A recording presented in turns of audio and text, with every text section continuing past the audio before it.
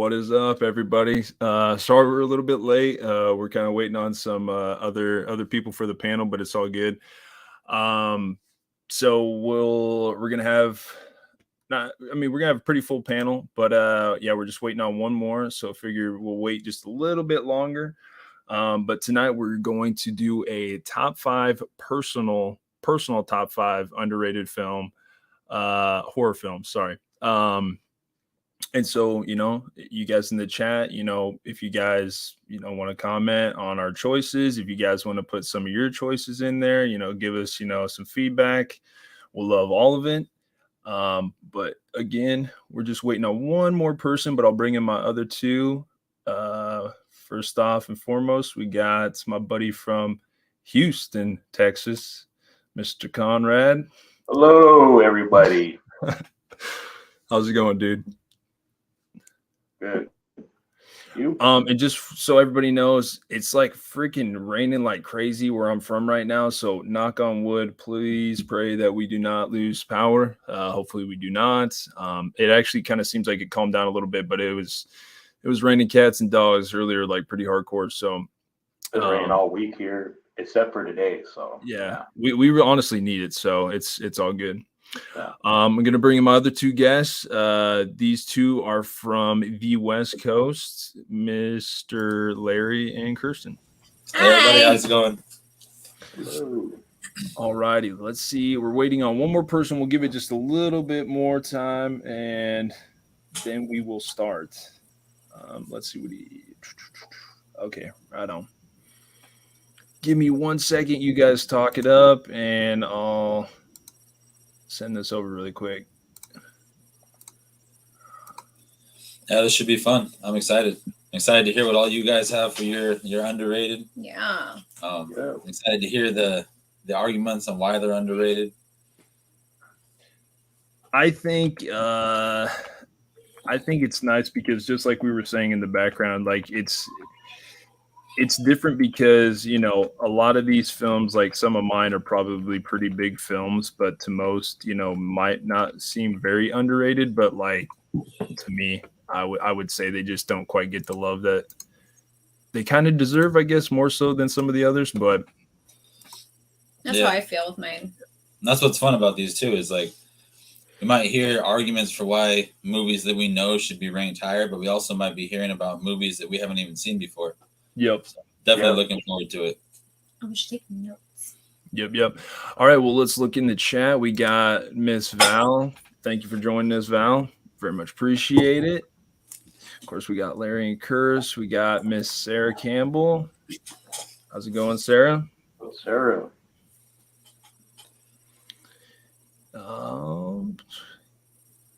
Yeah, that's what I'm saying. It honestly is very interesting just to hear everybody's kind of, you know what I mean? Like just personal choices. So I think that's why it's going to be fun because honestly, there's a big difference between like, if somebody approached me and was like, hey, what 5 films do you feel like don't get enough love? But maybe not so much like I'll explain what I mean at like towards the end when we kind of get there, because I feel like there's just like obvious answers, but then there's like what I feel like, you know what I mean? So Yeah.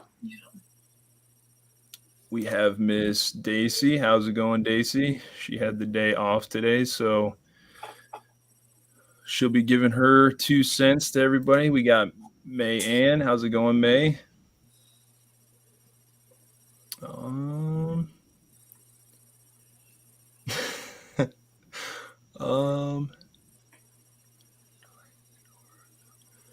I'm not sure about this. The film Starry yet? You guys familiar? Nope. I'm not familiar. Not familiar. Hey, we got Nightmares in the chat. What's up, dude? What's going on? It's him. What's up? Horrific Nightmares. Nice. That is an awesome my bad. What do you guys call your like little picture, your little avatar picture, right? Have you guys seen that film right there? Like an icon or something. Yeah. Have you guys seen that film though? Magic. Holy We just saw shit! the movie on Tubi. From Yeah. 78, I think. I think that's what this movie's called. Conrad, are you familiar, dude? It's Yeah, got it was on Tubi. I watched it the other day. It's pretty good. that movie is nuts. We're talking, Anthony Hopkins, like just fucking like Before Hannibal too, so yeah, that's what I'm saying. Like I thought Hannibal was Yeah. good when he was doing the whole yeah. freaking ventriloquist, split personality thing. I was like, dude, this is nuts. Like I don't know. Crazy. So that's a cool picture. Yeah, I actually I'm pretty sure Nightmare told me to watch that show, and I definitely did, and I thought it was definitely good. Definitely good. Sarah says Frailty, hands down, my top underrated movie. It's a 10 out of 10 and my top rated favorite movies ever.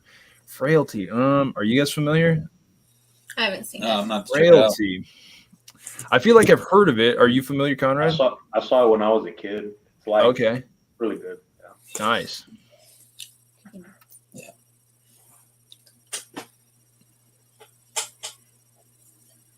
Yes, there we go. See, Nightmares Like Magic, man. That movie is crazy. That movie is very crazy. Like, yeah, I feel like it just shows you the chops that Anthony Hopkins has, man. It's crazy. We need to watch that one. Yeah, it's different. It is definitely something different. Like, I feel like it's like what Dead Silence should have maybe been. Dead Silence wasn't terrible. It's hard for me to like. I don't know. That it's pretty good.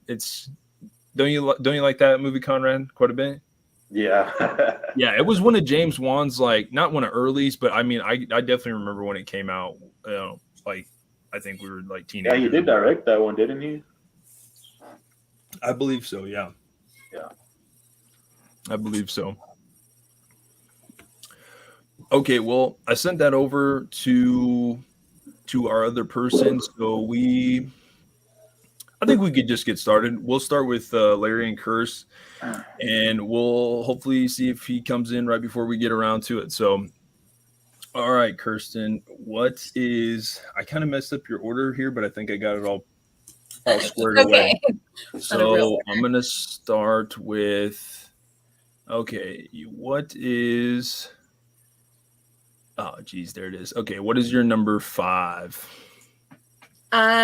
Number 5 for me would have to be Halloween 3: Season of the Witch. Season of the Witch. Great selection.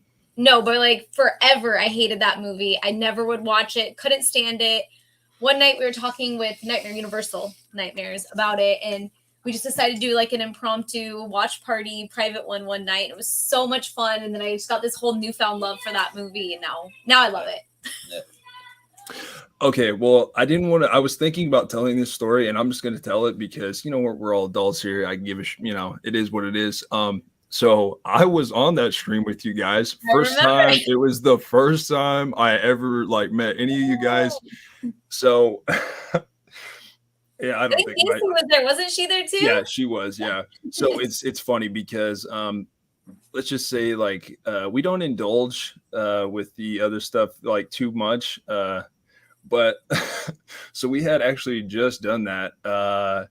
And we were sitting there watching that movie, and I'm not gonna lie, I was stony baloney like the whole time. And that movie was just like, it was blowing my mind. Like, honestly, because we were watching on the computer, but I also had I had timed it like almost pretty much perfect on my TV screen in front of us because it was the first time that Dace had ever seen it.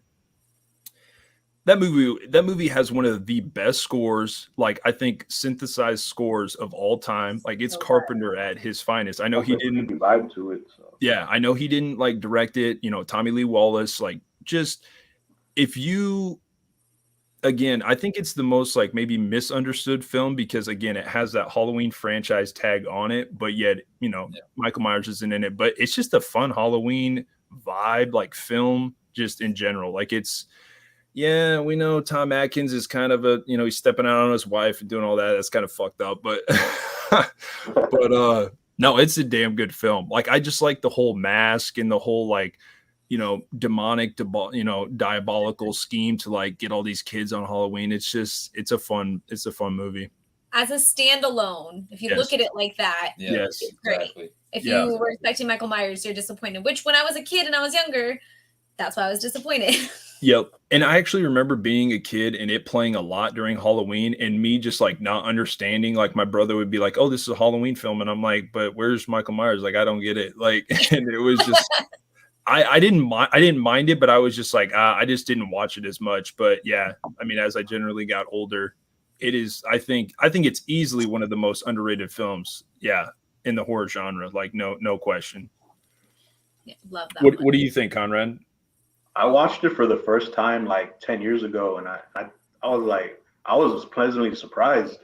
I thought it was gonna not be a good movie, but it became one of my favorites.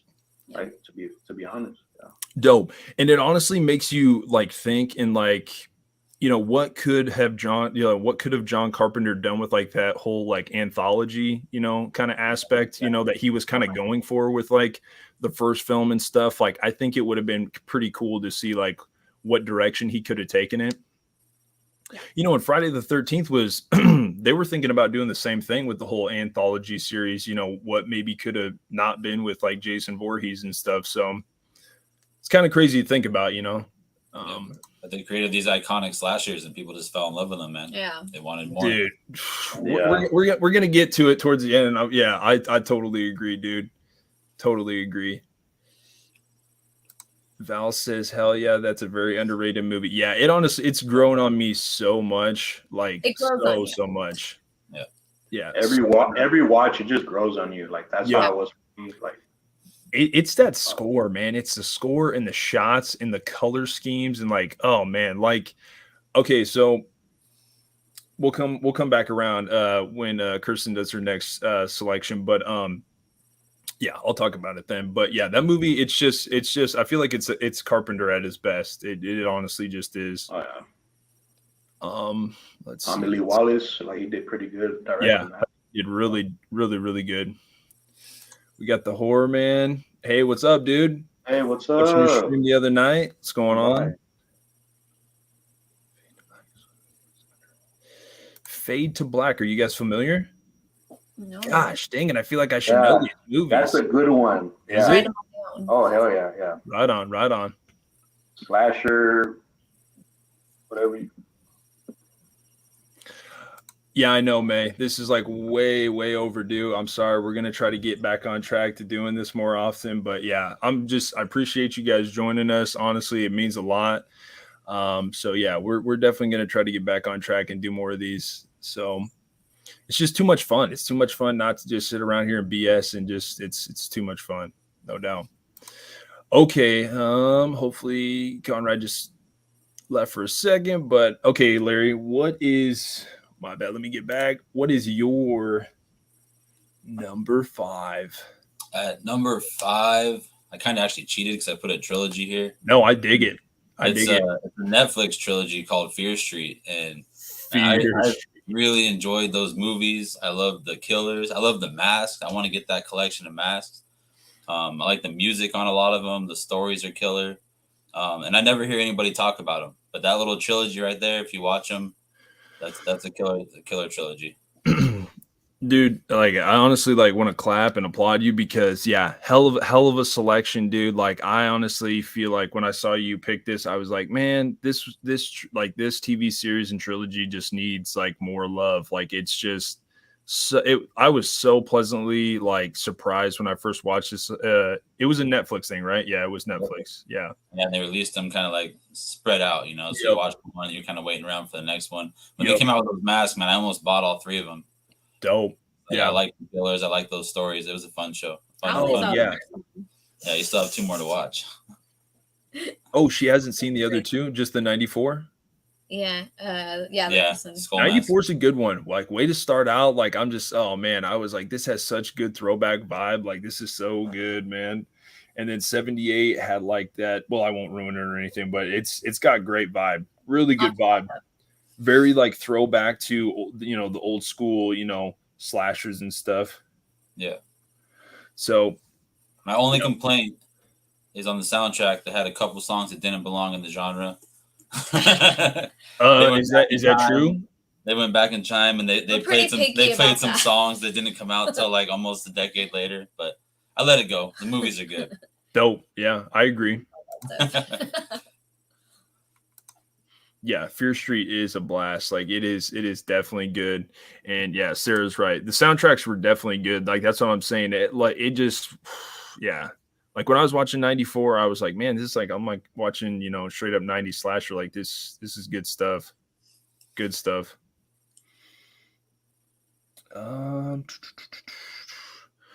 Okay, 1 second. I thought so. Sorry, everybody. We're doing just one more thing. Says wasn't delivered.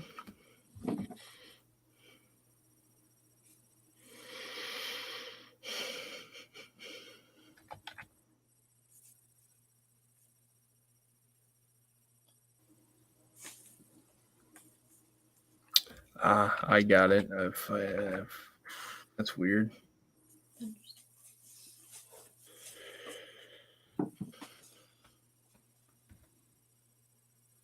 So do you like the whole isn't there it's been a while since I've watched it. Wasn't there do you like the whole supernatural aspect of that show though? Yeah, that's one of the things I loved about it. Is You there loved was about a it? whole supernatural aspect, paranormalness to it, but it was also slashers at the same time. Yeah. Yeah, dude, it was really good writing. I enjoyed all three of them. Nice. Yeah.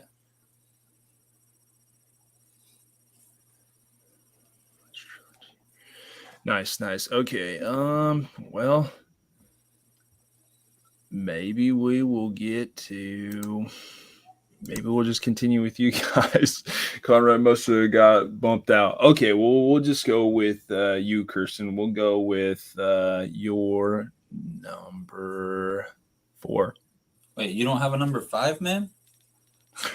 Jesus, yeah. What am I doing? I can start with mine. Nice. You're not getting out of this. Yeah. Get out of here. Okay, so my number 5. See, now this is good because I probably talked about this film a lot. I probably have. Really, I just remember like seeing this for the first time and just being like, okay, I can say that I had never previously watched the original OG film all the way through. I had only seen pieces, and like this pretty much gave me like, oh man, I'm gonna go back and watch this film. Like I need to. Everybody talks about it. But it is the 2021 Candyman. I guess you would say sequel, or is it? I mean, yeah, I think it would be a sequel, right? Not a remake, or is it? It's a sequel, right? Yeah.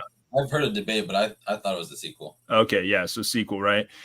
This film I was totally blown away by. I previously or originally thought that it was Jordan Peele, that directed it, but then found out later that he produced it. It literally feels like a Jordan Peele film, like it honestly does. Like I can't remember what the girl's name is that directed it, but she did an outstanding job. I think the main, actor did an outstanding job. I love the vibe of the movie. Like it's creepy. It's just I don't know. To me, I feel like it stacks up.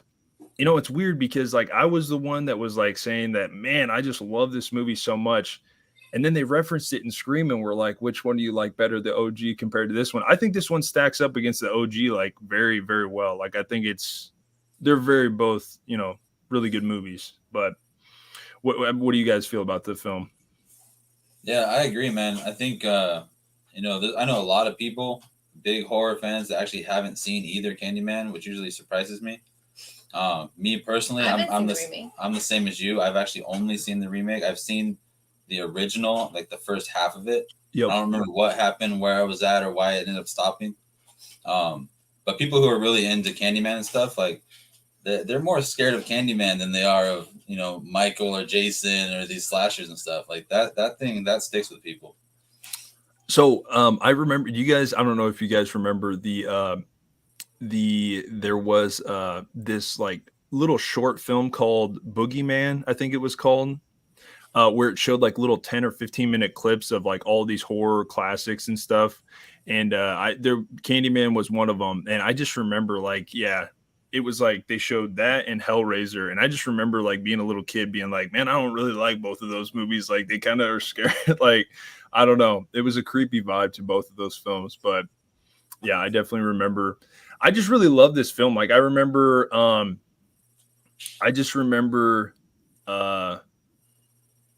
like watching Kills the same year and then watching this, and I was like, man, this film was kind of like a lot better than Kills, even though Kills has grown on me like a lot. It's actually a pretty good movie, for the exception of whole Evil Dies Tonight thing. But yeah, besides that, honestly, that film, like set aside from like that and the hospital scene, that movie's pretty badass. Like honestly, like it has a lot of like 80s throwback vibe to it and stuff. So yeah, I like it a lot. No, it does. And you know what? Ends gave a lot of people some greater appreciation for Kills. Me. No, dude, amen. That's actually like the best way of actually like putting it. Like it's yeah. I totally. Yeah, they thought Kills was like overdone, but then when they see weak Michael and Ends, then like, they get this, Kills. Yeah, they get this appreciation for this tough brute of a Michael and Kills. Oh yeah, it was awesome. Made me appreciate it so much more. Yep. Hey, what's up, Kyle? What's up, Conrad? I just got to my number 5. I had a bad connection, so I had to come upstairs. So yeah. No, man, you're good. You're good. Happens. Okay, dude. So what is let's try to find the picture right there. What's your number 5? This movie called Intruder from 1989, directed by Sam Raimi. It's just like your standard slasher. Not that very good acting, but you can't really expect that from these kind of movies. So hey, I think what the movie has going for is the kills. It has really great kills. What more can you ask for? So I watched this movie earlier, and I had never seen it all the way through. Every time I had put it on, it was like I always like had fallen asleep or something. And man, the practical effects in this film are just freaking crazy. It's crazy because I was sitting down to watch it, and it has like a very grainy feel to, like, you know what I mean? Like the picture has like, it's very grainy, and it almost felt like I was watching like a Terrifier, like an old school Terrifier film. Like yeah, there you go. Yeah, like it literally felt like it had like that same like picture, like production value, and just like look really real too. Like they look really real. Yeah, like it's really just happened or something. And like I was telling you early, Conrad,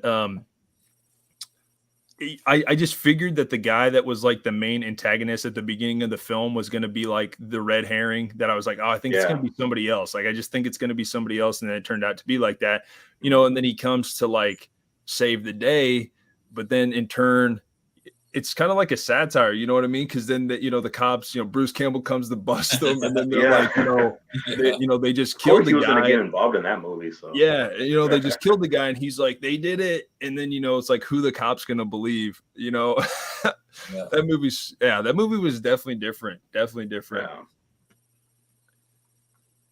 I would agree. Nice. Kyle came to join us. What's up, Kyle? What's going on, dude? What's up, Kyle? Nightmare Halloween Ends. What's that? Yeah, no, Intruder is a lot of fun. It's kind of a slow burn. Like it kind of takes a while to amp up like a little bit. But I love the grocery store setting too, man. Like it's really good. Yeah, that's a fun setting for sure. Yeah, and I think if I remember, like, I think I heard like on some like little movies you might not know or something like that, they were talking how like they went and bought like a grocery store out of like all their expired food or something and kind of set that up. Or what did they buy?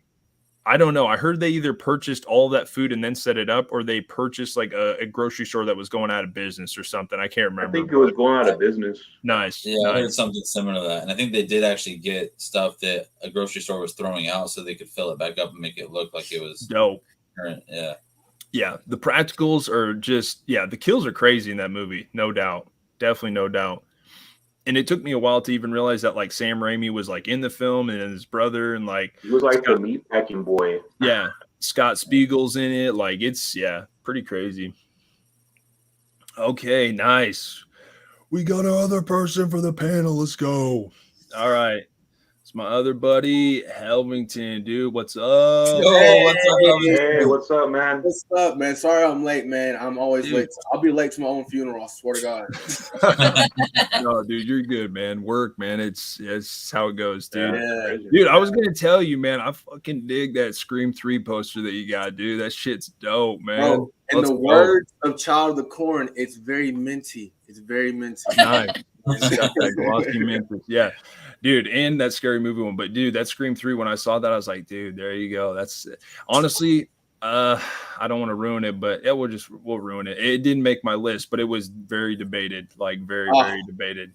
I try to be really out of the box with this one and try to do something. Yeah, I try not to fit my franchise liking so much with my selections too. So yeah, I kind of tried to step outside the box a little bit too. But how the hell is everybody tonight, man? It's Friday. You know what I'm saying? It's the weekend. Let's fucking go. In the words of Child of the Corn, let's fucking go. You know no doubt. No, man, like I was telling all of them, it's like it was raining fucking cats and dogs here earlier, but it's kind of calmed down. So I was like, man, I hope we keep the stream going and shit. Yeah, so for sure.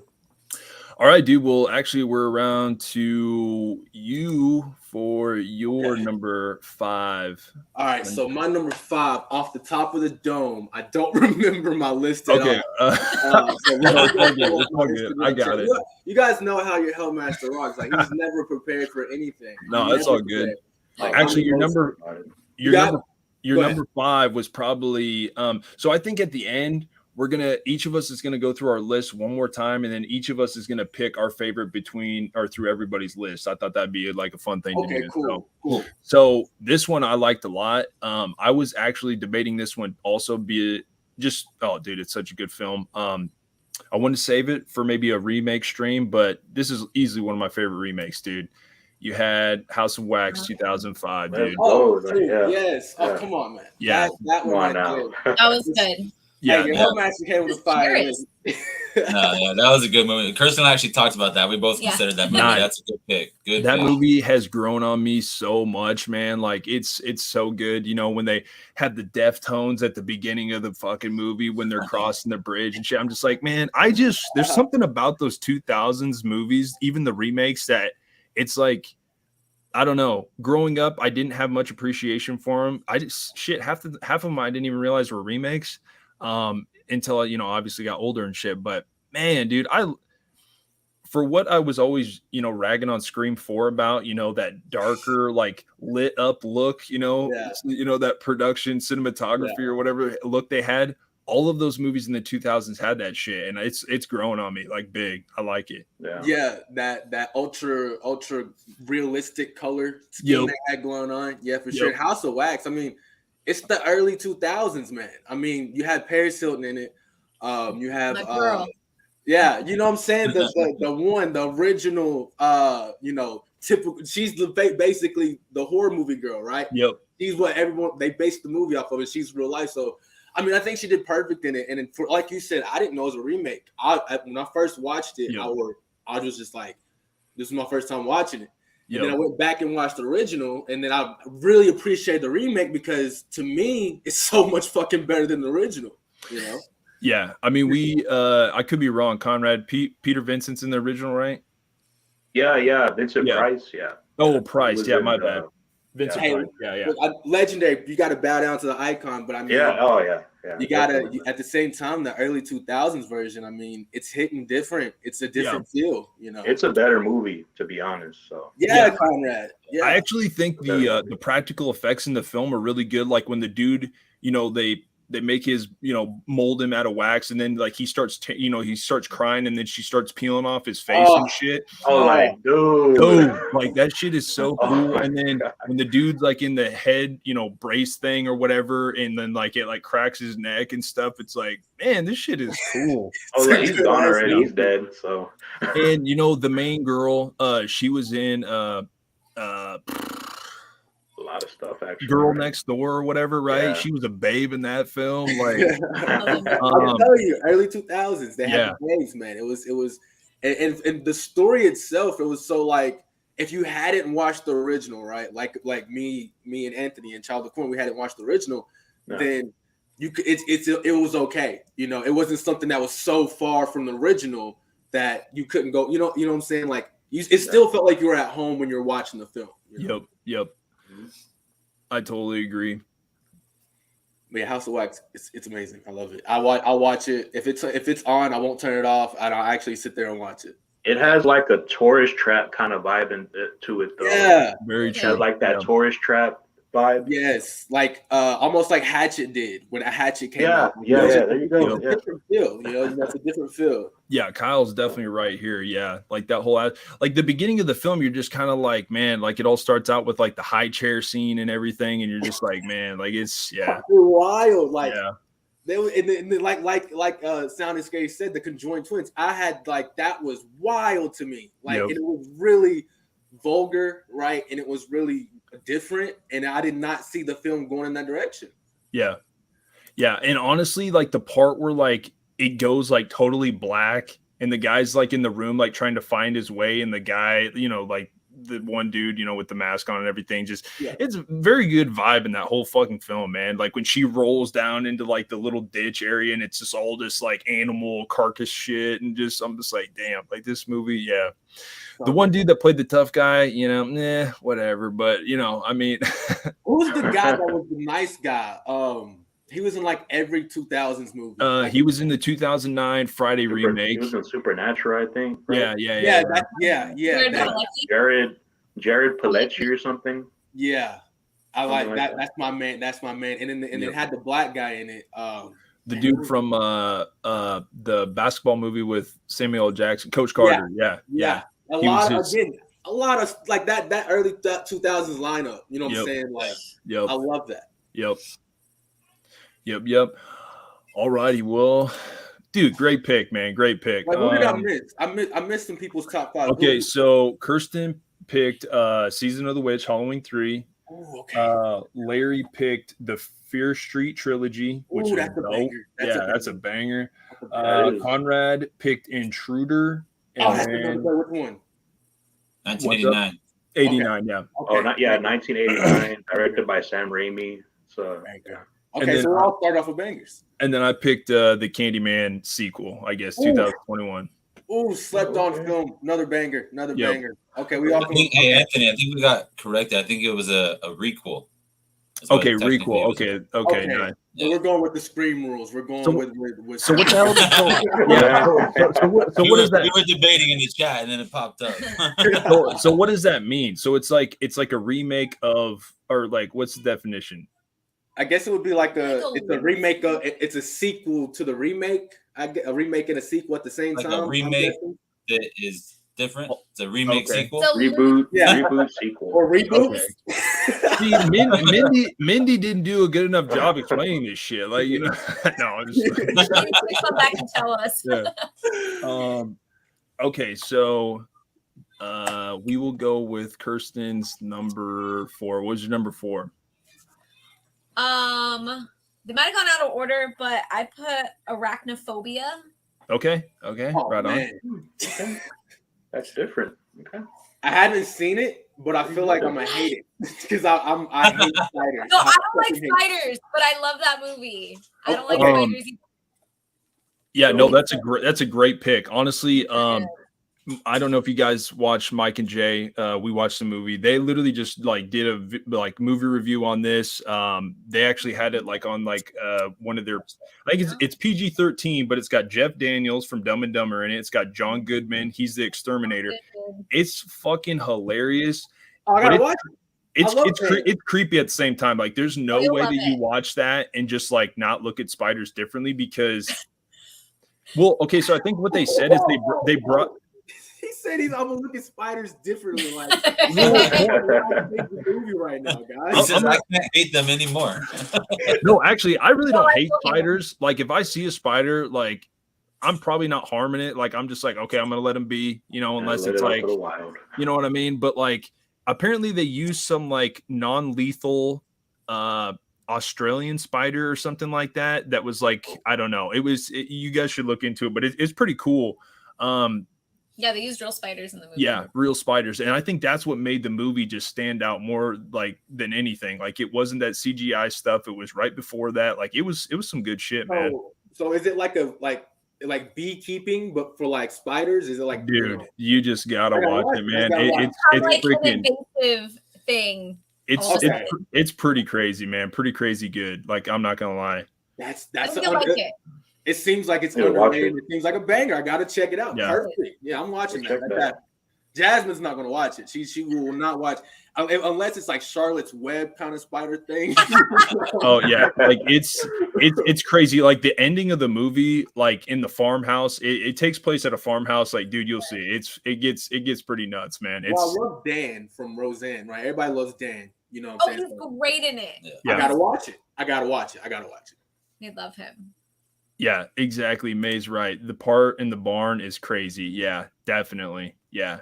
I'm looking out for that part. The part always stuck with me for my entire life. Which part was that? Slipper. Yeah. Yeah. Yep. Every shoe I will shake. I will always shake my shoes.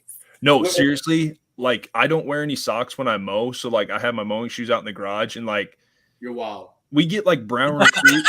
Well, like, have you guys ever heard of like brown recluses and shit? Yeah. Like, I'm serious. You get bit by one of those, your skin will like start to deteriorate and shit. And so, like, every time I get my shoes on, I'm like knocking them and like, yeah, just flamethrower with the shoes kind of thing. Yeah. You know what I'm saying? No, that's a really good choice. Honestly, it's been a really long time since I've seen that movie, but like, it's a good one, man. That is definitely a good choice.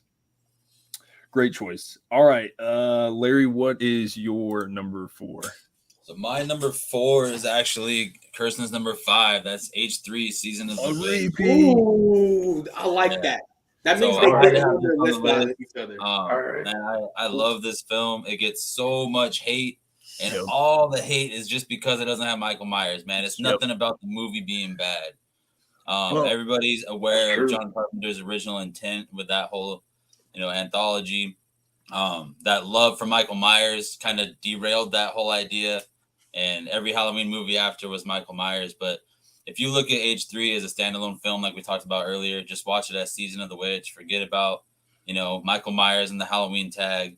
Like it's a killer movie, dude. The score, the whole idea behind it is just a trip. The fact that they can do that whole Silver Shamrock idea.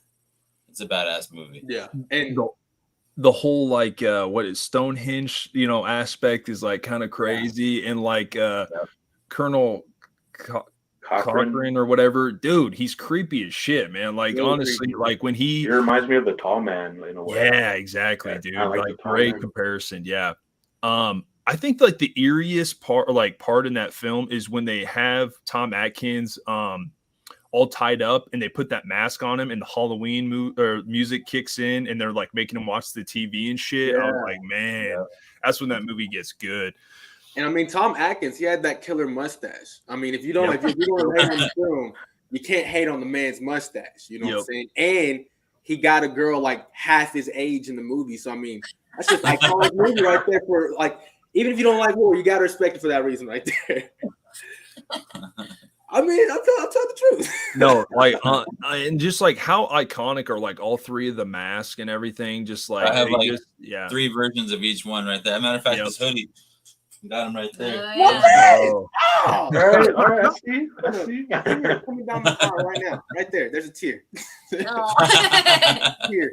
No, this is actually, a good comment. Yeah, the movie is just enough weird. Like it is like that's like a perfect point. Yeah, it's like just enough weird to like make it just like it has such good Halloween vibe, but it has such a good storyline. It's very interesting film, definitely. And it has that cop POV kind of thing, like I know that he's a doctor, but then he turns, it's that all 80s, movies had that cop kind of vibe. And it's cool that the Halloween franchise has a film that's cop kind of related, like trying to solve the mystery of what's happening kind of. Yep. And I like the freaking part where the guy comes in, strangles the guy, and then he's like, "Hey, yo, stop!" And then he goes out to his ride and just pours the gasoline on himself, and just you're like, "What the fuck, dude?" Yeah. Yeah. First time Good watching that movie, story. I'm like, I had no idea what was going on in that part. I'm like, did he just Right? set himself on fire? What the? And then they pull a freaking Dragon Ball Z, and it's a freaking android and shit. I'm like, damn, this is I'm like like, nuts. Like, yeah. Wild. And then, Awesome the legendary, iconic part with the snakes and the maggots and the. I know they went so overboard with that too, man. There was just so damn. many. Yeah. And they left the camera on it. I was watching the film the other night, and they left the camera on. I'm like, yo, that's a whole kid's head. Like, what are we doing here? What are we doing here? Like, that was the 80s, right? The 80s, they didn't care. Yeah, and honestly, No F's given. yeah, right. that part is crazy because it almost seems like you're having like a freaking episode too, because Yeah. they play that song so fast and it's just Yeah. like sitting there like flickering on the TV. You're just like, Jesus, am I about ready to like It's very hypnotic. It's very Yeah. hypnotic. Yeah, really it's- good stuff. And the Really song good. on the soundtrack, that Chariots of Pumpkins, that part of the score, like Oh yeah. that song just rocks. Like it just sticks in your head, man. I hear The very that. beginning. I hear that in the back of my head all day after Yeah. I watch that movie. So Good. Yeah, that's a good thing. okay, I'll wait to do mine at the end. We'll go with your number 4, Conrad. What was your number 4?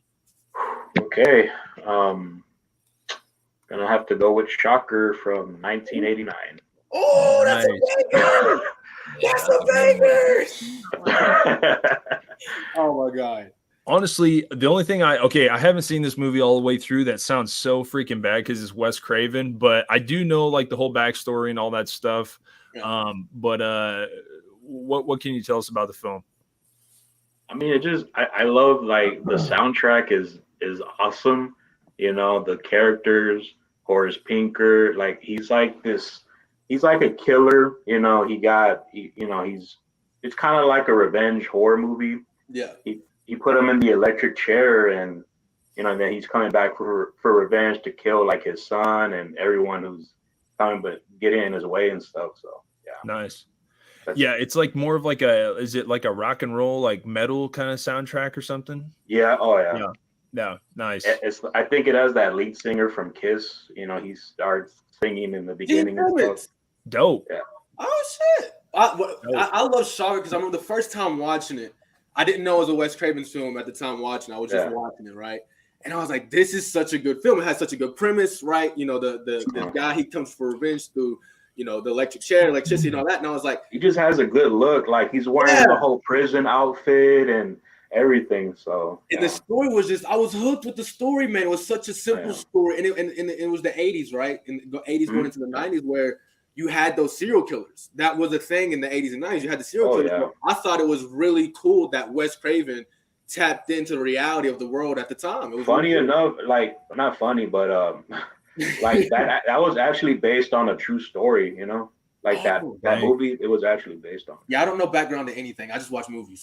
yeah, just So what would his next movie have been? Probably People Under the Stairs, right?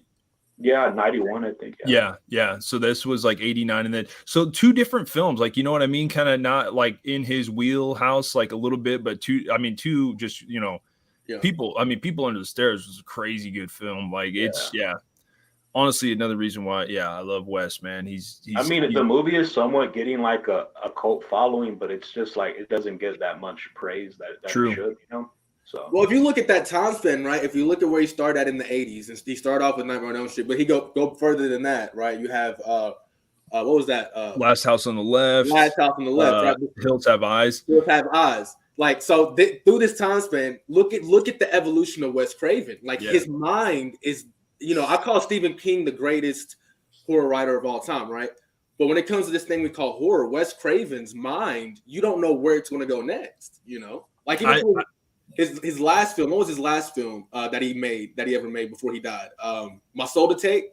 Yeah. 2000 and 11, I think, or something. It's around that time. It was like right before he died. So it's like if you see, like, it's just you never knew where his mind was going to go. Man, that was movie's always actually evolving. To be honest with you, that's another. He was always evolving. So yeah.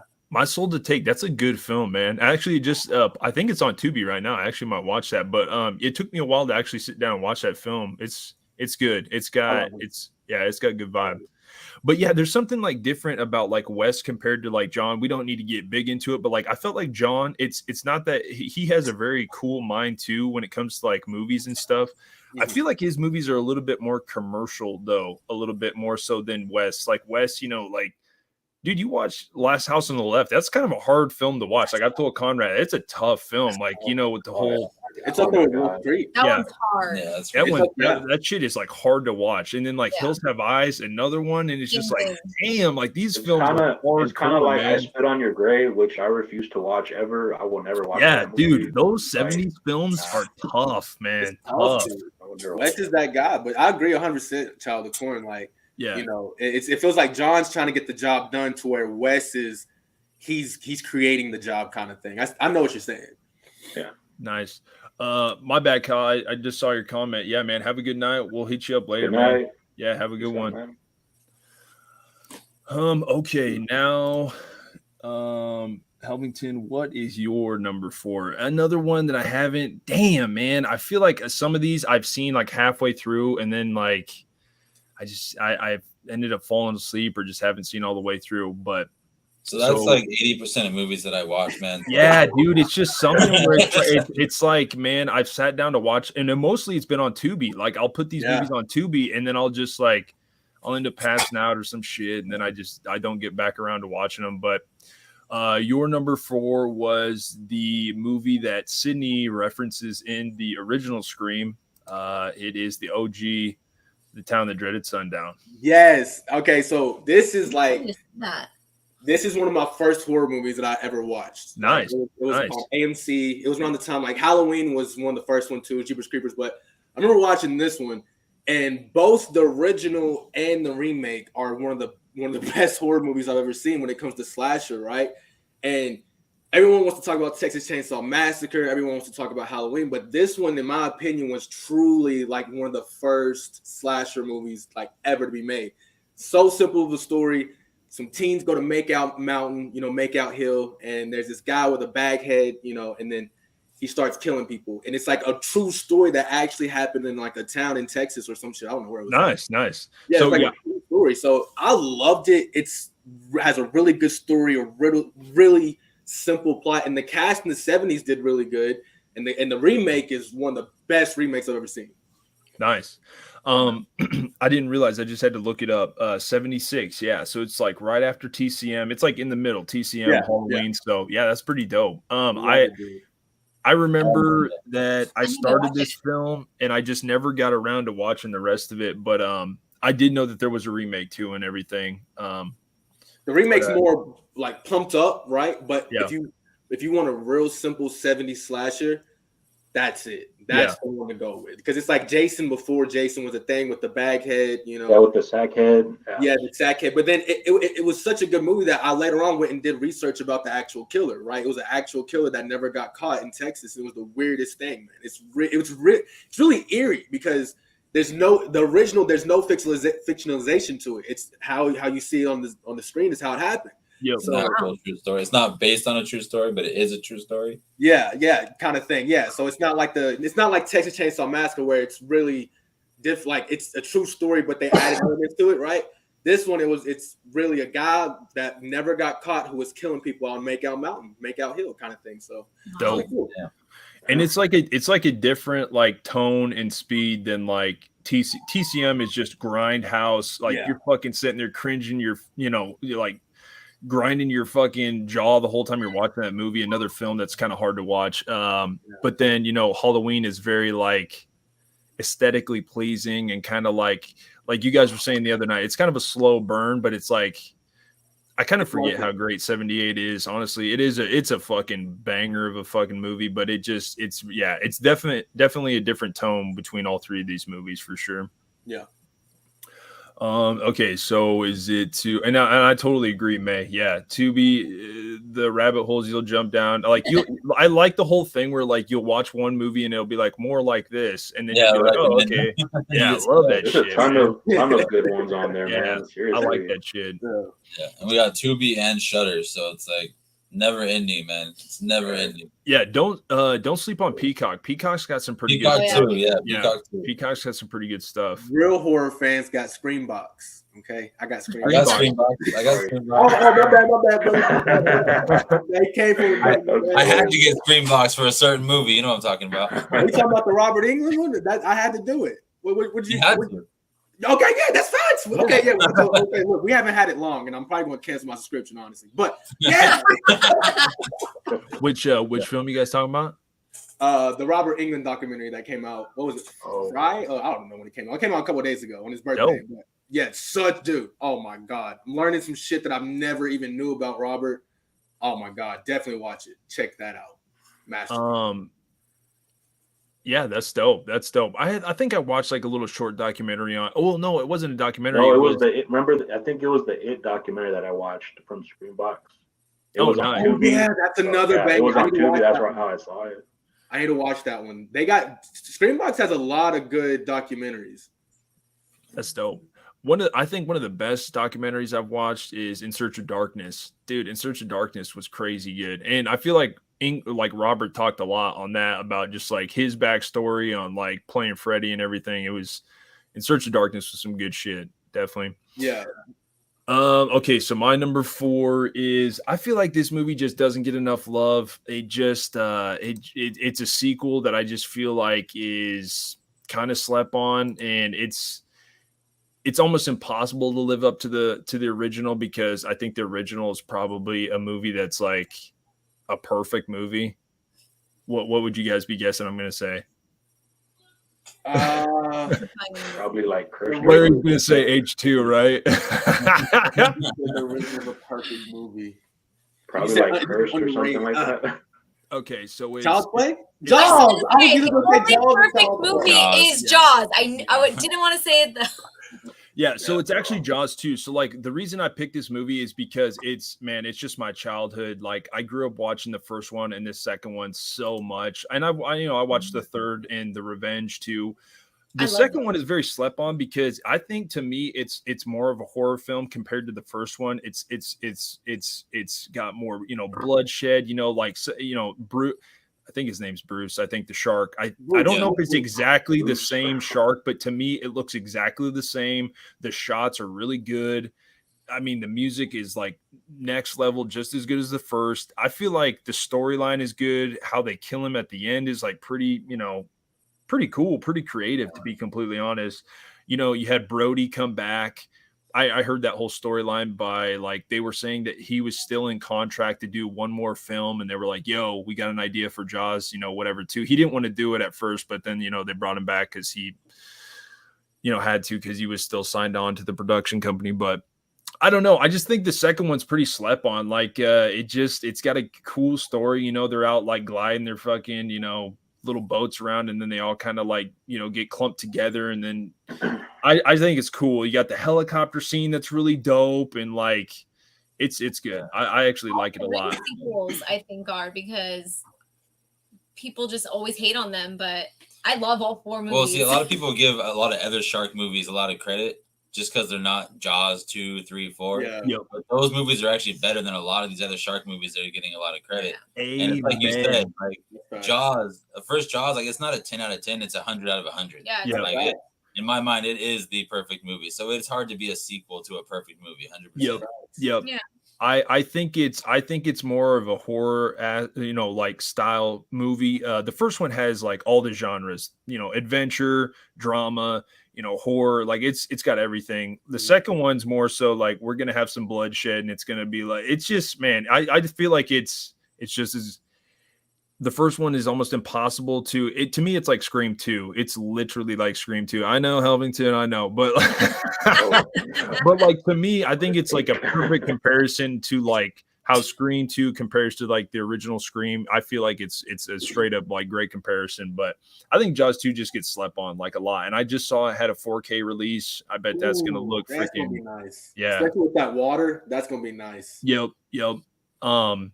And another great thing about the first one, and I liked how Kirsten and Larry, you guys said last night on Craven's stream, it was like, what do you not ever want to have remade again? And it was like Jaws was like the answer. Like it was like, I was like, no way should anybody try to touch that film. Like when you hear about what it all took to make that film and everything, like it's crazy. Like they almost didn't make the film. People were getting sick because it was starting to like, they were in just like the coldest fucking water and shit. Like it's all the problems with the shark. All the problems. Yeah. Just it's about the ocean. Yeah. And it's just, I don't know. It's crazy. And, they approached Spielberg about doing the second one. And he's like, I already made my, iconic shark film. Like, I don't need to do another one, but I'm glad they did it. Like, honestly. And I still, yes, Jaws 3D or whatever. It's not the greatest thing in the world, but it's not terrible. It's not terrible. It's not terrible. But like the whole, when the sharks are going through like the glass, and stuff, it's a little cheesy, but it's not terrible. It's like Friday the 13th Part 3. I mean, it's not the best Friday the 13th film. Oh, Friday 3 is freaking epic. But it's like when it comes to all the cheesy 3D effects that they try to do. I mean, it's kind of like you said, but it's still a good film. Oh, the storyline's dope in the third one. Like they're at this aqua park center thing. Like, oh yeah, that's freaking awesome, man. That is awesome. And then the Revenge is pretty cool because I like the setting, how like the water's so clear blue and just like it looks like aren't they in like Jamaica or outside of Jamaica or something? I can't remember what it is, but yeah, don't they like spear him or something at the end? Right? He jumps out of the water and they spear him, I think. Yeah. And that one was really personal. Yeah. He came after her. You know what I mean? Like it was very like, it was good. Yep. Yeah. All righty. So now I just did mine, right? Yep. Okay. So now we're back to Kirsten. Kirsten, what is your number 3? Sorry. My number 3 is Critters, the first one. Critters, nice, perfect. I love that one. Love Critters. So fun. And I love how like you had the what is that with Gizmo? What is Gizmo again? A Mogwai. Mogwai. Yeah, but what's the movie, guys? Help me out here. Gremlins. Yeah, there you go. Bro, it's Mogwai.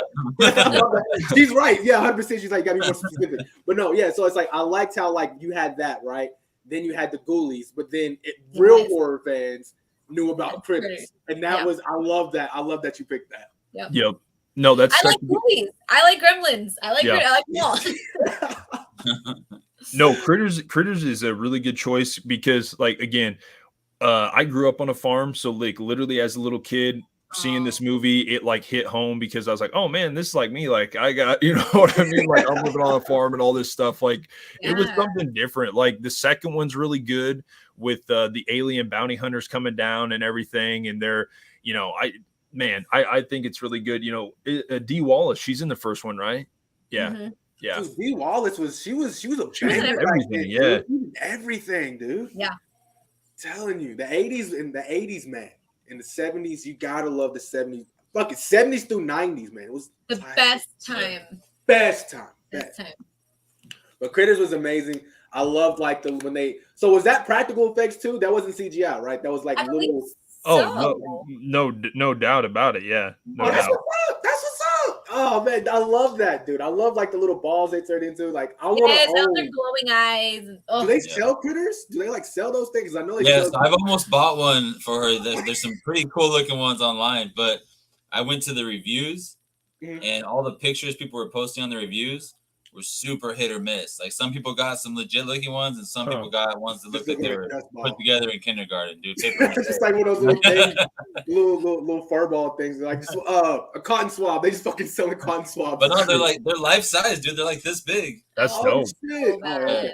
I need to find like a legit one because I don't see anybody with a critter in their collection. Like you'll see a ghoulie, you'll see a gremlin, but no one has a critter. I want a critter so bad. Larry, make it happen. Come on. Oh, it's happening, man. It's happening. He said it's already happening. So I said it on live stream. Now I can't go back on it. Nope. I was trying to look it up, and I just remember like in Teenage Mutant Ninja Turtles, the first one, when Raphael is out on the street, like in his like duster and his hat. If you see in the background in the theater, it says Critters is playing or whatever. So I was trying to look it up and I'm like, but the first one came out in 86. I'm like, which one would that have been? Do you know Leonardo DiCaprio was in the third one in 1991? Yeah, I did not know that Very until I young. just saw this. Wait, Critter 3 or Teenage Critters, Mutant- yeah, Critters 3. Yeah, he was in Critters 3. Yeah, My man Leonardo was out here doing good. that's crazy. You know what I'm saying? Titanic, but then he had to do Critter. He had to come do the Critter. You know what I'm saying? Everybody Yeah. starts out with those horror films, man. Man, I did Oh my not God. know that. That's wild. That's dope. Mhm. All right, Larry. What is your number 3? All right, so my number 3 is actually a really well-known movie, but it doesn't get the love that it deserves. To me, this should be right there with Halloween, with Scream, Okay. with Friday. Woo! This is go with Jeepers Creepers. Oh yes. Hey, okay. Yes. Damn, all right. Jeepers Creepers is my Bro. favorite franchise. Now they tanked it. Okay, like we're not gonna Yeah. talk about Jeepers Creepers 3. We're definitely not Yeah. gonna talk about Reborn. But Jeepers Creepers 1 and 2, that's my shit, man. That's my franchise. And to me, the Creeper is just as good, if not better, than Michael, Ghostface, Jason. He's my guy. Nice. The second one is very slept on too, but man, the first one is so good. The vibe and just everything that they were able to capture in that original film, like Justin Long and his sister, such good what's the word I'm looking for here? Chemistry. Chemistry just together. Yeah, like I mean, it seems so authentic and just like, man, it's that movie is awesome. That movie is awesome. Honestly, Justin Long is probably the best, throughout the whole movie, but Bro. it's just epic. Like when he goes down Yeah, into NBC, the man. down, Oh, God. down the tube into like the freaking church and shit, and you just see the bodies all lined up and shit. It's like Listen. Jeepers. Oh, yeah, let me see it, brother. Let me see it, brother. Yeah, let me see it, brother. Come Oh, on. man. Hey, okay. Police made me take it off. They said you're scaring people, Cool. man. Stop playing. it's not beating you, it's be eating you. Oh man. Listen, that He movie, eating you. Larry said it 100,000%. Like, dude, I mean, what do you want? You want literally the greatest creature feature of all time, and that is he is a creature feature. Don't get me wrong, Yep. like he has slasher vibes, but the man is a monster. And Yep. that whole film, like Anthony was saying, with the chemistry between not Gina Davis, what's her name? Gina Phillips. Gina Phillips and Justin Long. I mean, it's ridiculous, and it's like, she did that movie, right? Gina Phillips, and she might have done a couple others, but then she just dropped off the face of the earth. She has no social media. She did like she literally said, "I'm gonna drop this banger and just dip out." And then and this is all we're going to talk about. This is all we're going to say with Jeepers Creepers 3. Okay, I know we're not going to talk about it, but they did have plans for her to come back to finish her storyline and avenge her brother, and I thought that would have been so cool to do, dude.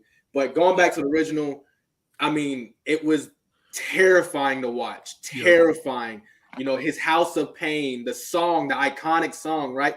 That is it's a happy song, right? But it's like the most terrifying song. So, Yep. in my opinion, man, dude, you knocked out the park. He needs to be up there with Michael, Freddie, Jason, because the Creeper, Ghostface, yeah, he terrified a generation of people. He terrified us. And so since you brought up 3 and you talked about it after I said not to, I'll go ahead and give you a little fun fact about Reborn. Right? Okay. Helvington and I watched Reborn together for the first time. We did. And that is the worst movie that I've ever enjoyed watching. Yeah, I only enjoyed it because we had a blast talking shit about how horrible it was the whole way through. Damn. It was like me and Larry was like, bro, we gotta watch it. The only way we can watch this, we can't watch this alone. We gotta watch it together. So me and Larry, we booted up the stuff. We sat there and we were tearing that movie up. We tried to give it some saving grace, but there was no saving grace out of it. No. And Larry wasn't holding back. Larry was going strong. Larry was going strong. I was like, oh yeah, but Larry, the acting's okay. He was like, no, the acting's trash. The acting's terrible. The acting is nothing. He's like, look at the green screen. Look at the green screen. I'm like, oh my god. All right, Larry. I can see my reflection in the green screen, man. Is that movie still? Is that I movie only still on watched like Hulu? 5 minutes of it, to be That honest movie with is you. like being sold in stores. Like that is the most. How Jeepers Creepers Reborn has to be the I don't even know what word I'm looking for. The biggest scam that is legal. It is a legal scam. Like It's people are- available on DVD for almost $30 in the store. $30. Right now. Yeah, that shit's in Oh Walmart for my like God. fucking $20. I'm like, damn. and it's like Damn, it is the bro. worst movie I've ever seen. There's so bad. nothing because again, if it wasn't the Creeper and it was named something else, then there's some save you can save it, right? But because it is the Creeper, there's a certain stigma you have to stick to, right? There's a certain Right, there's a certain standard we expectation. wanted going into it. Yeah, and so like with that, they violated us. They bent us over like we were in prison, right? In the shower, and violated us. Like we was like, because I remember me and Larry months in talking about, we're like, yeah, we're hyped for this shit. Like I was on like, we were just hyped for it. And then The Creeper's back, man. Redemption for Creeper's back. Creeper 3. yeah, I was campaigning Man. like they should have fucking hired me, man. But yeah, no. But yeah, the original, and I'll add one more thing. Justin Long, I want to say it right now because I haven't said it before, but now that Larry said something about Justin Long, he's a horror dude. Like he has given so much to the horror franchise throughout his whole career.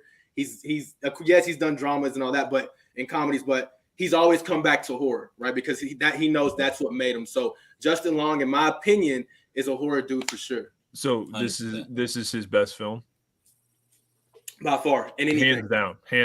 By Like I'm sorry, far. like he's in some really good other stuff, but man, this is definitely his like. Icon. Yep. This is his icon. This Shine, is the one shine, that yeah. It's just his realm in a way. Waiting Yep. is pretty good. Oh no, don't get me wrong. Waiting is good, you know what I'm saying? But it's like they're gonna be like, that's Oh the guy. damn, Waiting is really good, man. Oh, Damn, God. Waiting is good.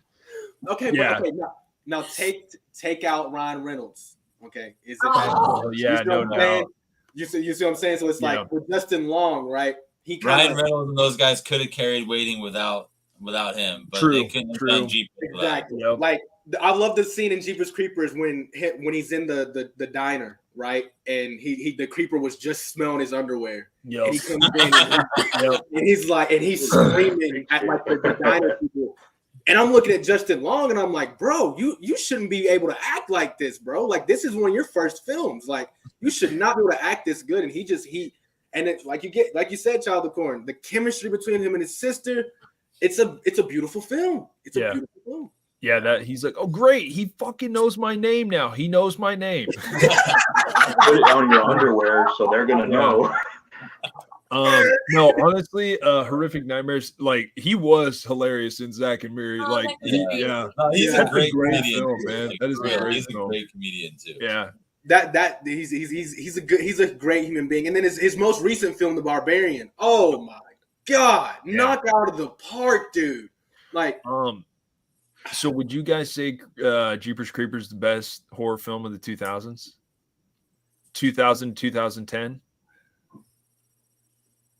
Is it? I would. too many bangers, man. I I gotta think it's. So I many think. I bangers think in it's. 2000s though, I man. think it's top three. Like, how do you think it? I'll How do you say think, My favorite horror movie from that decade. I'll say is it better than Saw, the original? Yes. yes. 100%. Okay. Saw was really iconic. I'm like, ooh. That's what I'm saying. Conrad's like, hold on now, hold on. Yeah, I mean there was a lot of good. I mean, I know this sounds so cheesy. It is gonna sound really cheesy. I think my favorite 2000s horror film is probably Scream 3. I know it sounds really cheesy, but it is. It just is. I like that film a lot. But like Whatever you want. 2000s was good. But if you actually look at it, Jeepers Creepers probably was the most iconic. It probably was. There was I would say. There was so many bangers, dude, and I want to be so unbiased because you know me, I hate when people are biased when it comes to things. So, is Jeepers Creepers the greatest horror film of the early 2000s? I can't go that far because there were a lot of bangers. There were a lot of bangers. Hatchet was another good one. Hatchet was Yeah, another good one. But to me, hands down, I don't care if you say Creature of the Black Lagoon, Dracula, do not care. They're not messing with the Creeper. They're not messing with the Creeper. I don't care if you can say, well, the Creature of Black Lagoon sold this many and it has a ride at Universal. It's okay, yeah, I get all that. Yep. Jeepers Creepers made people terrified to do anything, to listen to music, to go out on the country That road. was a scary film, It was man. so, I'm not like, the gonna lie. Creeper is the Like, greatest monster of all time. damn. Monster. Might wanna disagree. Okay. Might want to I disagree. agree. I agree. All right, okay. We'll make sure there's no. I know Larry's not disagreeing. Well, I Larry's was thinking like creature feature. I was all like, yeah. I mean, he probably is. and I know It even has one of the best endings. You know, like Yeah. the only creature that can rival him is going to be Bruce. Like that's the only one because of how Bruce scarred a generation from going to the beach, right? Oh, okay. Creeper- So, yeah, Oh, yeah. I was gonna say, are we Jaws, thinking like yeah. creature feature like that? Like, Yeah, no, I'm talking throughout the Yeah. whole. Yeah, so it's like the only one that can rival him that I'll accept being over the creeper is going to be Bruce because of what he did to the 80s and the 90s, right? Bruce owned that for the creature features. so he's But- bigger. He's bigger than Godzilla. Oh, facts. Oh, facts. Come on, man. Come on, facts, bro. I don't care. Look, How they got. how does he stack up against Pennywise? That's a good one. That's another good one. I mean, I'm still taking the creeper. I'm still taking the creeper because Nice. again, you had, and if you want to talk about good sequels, I know we're talking about Jeepers Creepers 2. Come on, guys. That's a banger. It is. Honestly, That's a I don't know why banger. you guys don't like 3. I can have fun with 3, man. 3's I don't know. Oh, It's- three's just not as good as 1 and 2. Yeah, man. definitely, 3 was the definitely, start yeah. of the decline, Yep. right? There you go. He said it exactly. It's like it starts off so good, and then that ending is like the biggest smack in the face I've ever had watching a horror Oh movie. man, nice. I've ever watched. It was ridiculous. Like she's gonna touch the hand and literally tell us as what is the main question we have as creeper fans? What the fuck is the creeper? Right? The lady True. says she knows what the creeper is, and we Yeah. never find out what he is. We And never we don't find out find his out. backstory. I'm like, that's fun. Yeah, it looks like that new Talk to Me movie or whatever, A24. It's looking like a Jeepers Creepers 3 kind of, you know what I mean, with the whole hand shit or Yeah, whatever. yeah. maybe they'll do it right better than Jeepers Creepers. Who knows? You Yeah. know? Hold on, wait a minute. Hold on. So my bad. Okay, so No, I was talking about the third and fourth film. Maybe they'll do it better than they did. it. Jeepers So, Creepers is done. They're done. They're done. I need to sit down and watch Reborn. I got to see it because we started it one night and I fell asleep, and at first I was It's gonna like, happen again. yeah. You want to go to sleep? Go ahead, turn it on. Okay, so we're to you, Conrad. What's your number 3? No, again, Larry, great choice, man. I'm surprised it wasn't your number 1, to be honest. I love that but- movie, man. Yeah. Well, it's not my number 1 because 2 of the people on the panel already rank it high enough. You know? True, Okay, yeah. yeah. That's my literally number 1 movie of all time, right there. Over Scream. I know people are like, oh my god, yeah. I'm sorry, Yeah, like the creeper. No, I dig it. I dig it. Yeah, like in my heart. I know, man. I love Sydney. She's my number 1, but man, that creeper, me and him, we had some sleepless nights together. Let me tell you something. So sorry, Conrad. What's your number 3, dude? Child's Play 3 Child's from Play 1991. Good pick.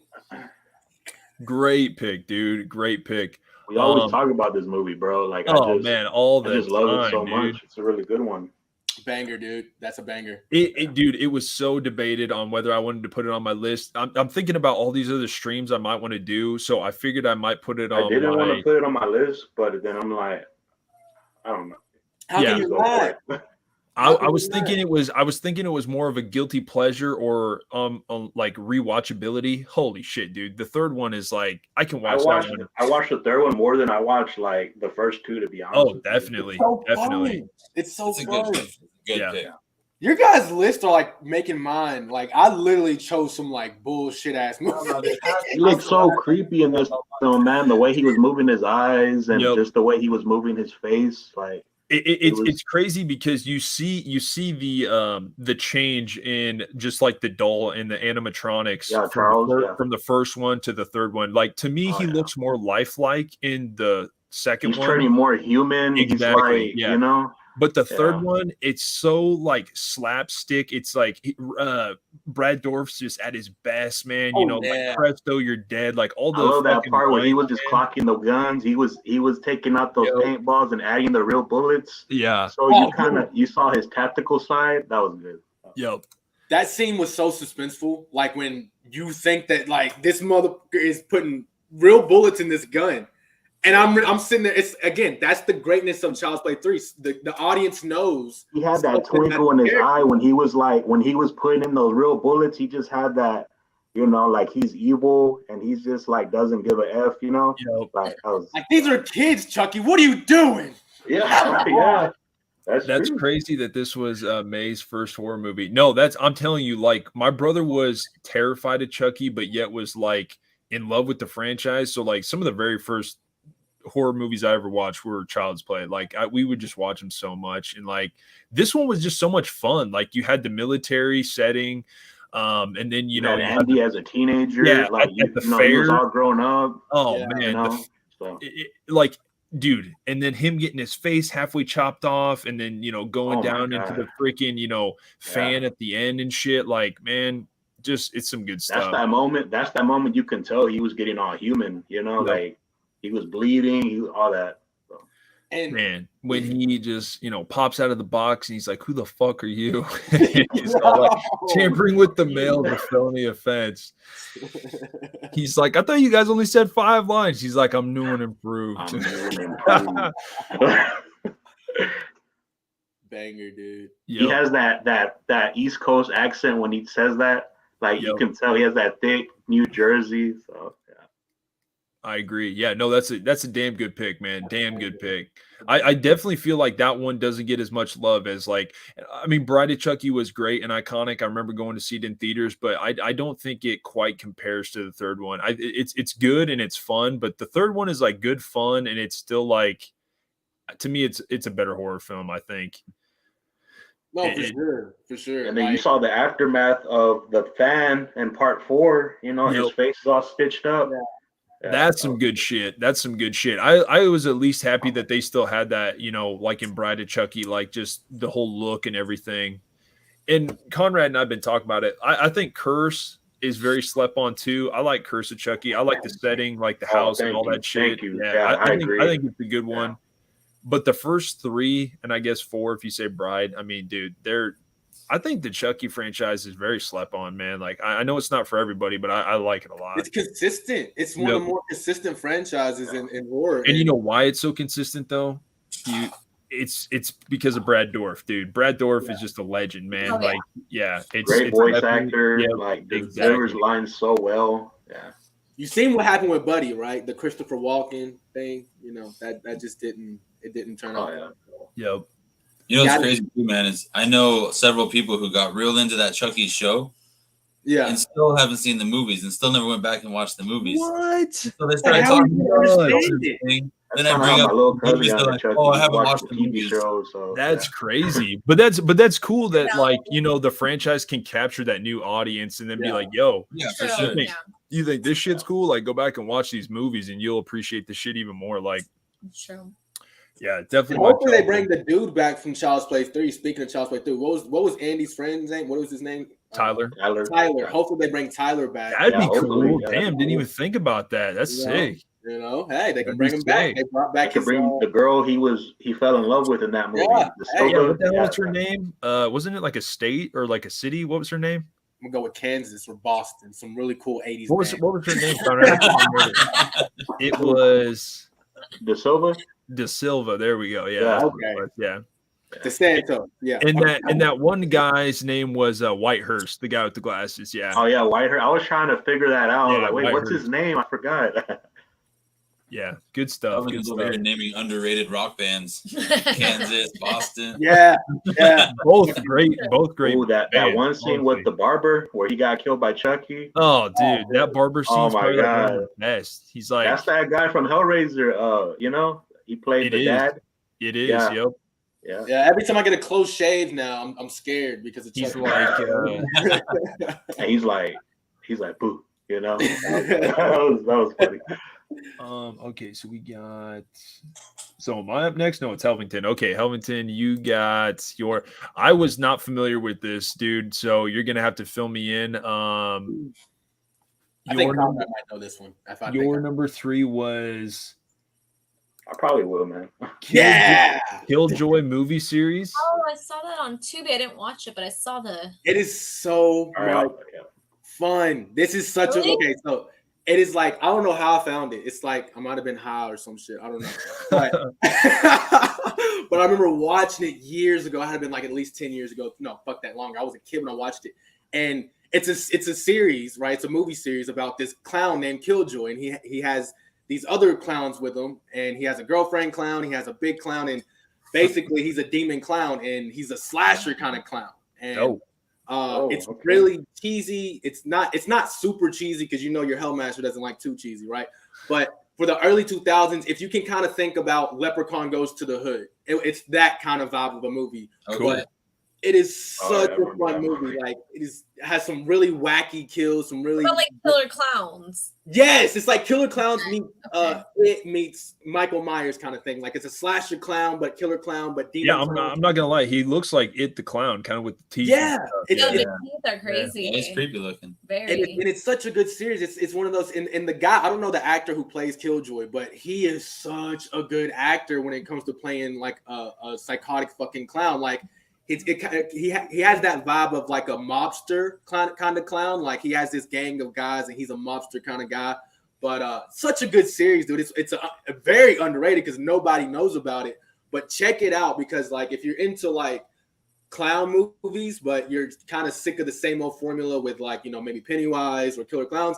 This is like the first slasher clown movie like ever made, and it was not ever made. I'm sorry, don't quote me, but it's a really good fucking movie. Yeah, I gotta check it out. I gotta check out for kid deaths first. Gotta check that one out. No, there's none. It's straight teenagers, I think. Not teenagers, but like, Okay. you know, yeah, like our age. Older? Kind of thing. Yeah. It's great. It's great. And I think the third one is the best. The third one is really good. I love number 3. But the original, you can't fuck with the original. The original's really good too. So earlier, I didn't realize that Intruder 1989 was actually a full moon film. I didn't realize that. Yeah, Full yeah, Moon Full Moon production. people. features. Yeah. Is it Yeah. the same people? See, I was gonna actually I think ask because so, yeah. to me it kind of looked the same. It almost kind of looked like Demonic Toys, almost, or something like that. You know what I mean? Like, Yeah, I'm pretty sure that's the same people that made Killjoy. It's again that early 2000s Leprechaun Goes to the Hood or Leprechaun Back to the Hood, and it's like you gotta appreciate it for what it is, and if you do, you're really going to enjoy it. It's something different, you know. dope. I dig it. Okay, so shit. What was my number 3 is.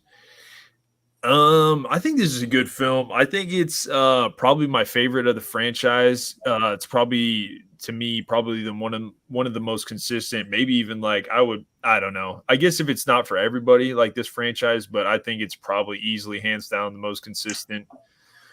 Which franchise would you guys think I was talking about? The most consistent The franchise in most- horror for me is Scream. Yeah. Hell yeah, Larry. That's what I'm talking about. You damn right it is. No.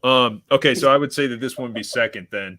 Really, honestly, it would probably be my second, even though Child's Play had, you know, seed and shit in it. Like to me, that makes it not as good as this one, even though a lot of people will say that what would it be? The 6th film in this franchise isn't very good. I'm trying to think consistent. I don't know. I don't. Wait, How many this- films- It's Nightmare 4. Oh, It's okay. Nightmare 4, Oh. Dream Master. To me, this is my favorite of the franchise. And I know that seems different and like weird because everybody likes, you know, the original or 3. Yeah. To me, I think the third one for me, I think Mike from We Watched the Movie says it best. That movie is so fucking good for the first half of that movie. And then the second half, I just kind of like, to me, it doesn't fall apart, but it just gets like less interesting. Like, I don't know. It's like weird. The Especially beginning, that ending was real kind of sloppy. yeah, it kind of is a little bit. Yeah. But what I do like about the third one is the whole junkyard scene. But then they bring back that junkyard scene in the fourth one right at the beginning. And, you know, the dog pisses fire to bring him back. And then you have like the whole Hellraiser kind of like, they do that whole stop motion shit. And like, man, I just feel like Freddy's at his best. Like Robert's at his best, like in this Yeah. film. Like he has some really cool kills with the whole, you know, no pain, no gain, turning that girl into a cockroach, you know, after he breaks her fucking I was arms like off The and Fly, I shit. And loved it. just like the whole where the gloves going through like the beach sand and shit, and he's got the glasses on and shit, like iconic as fuck.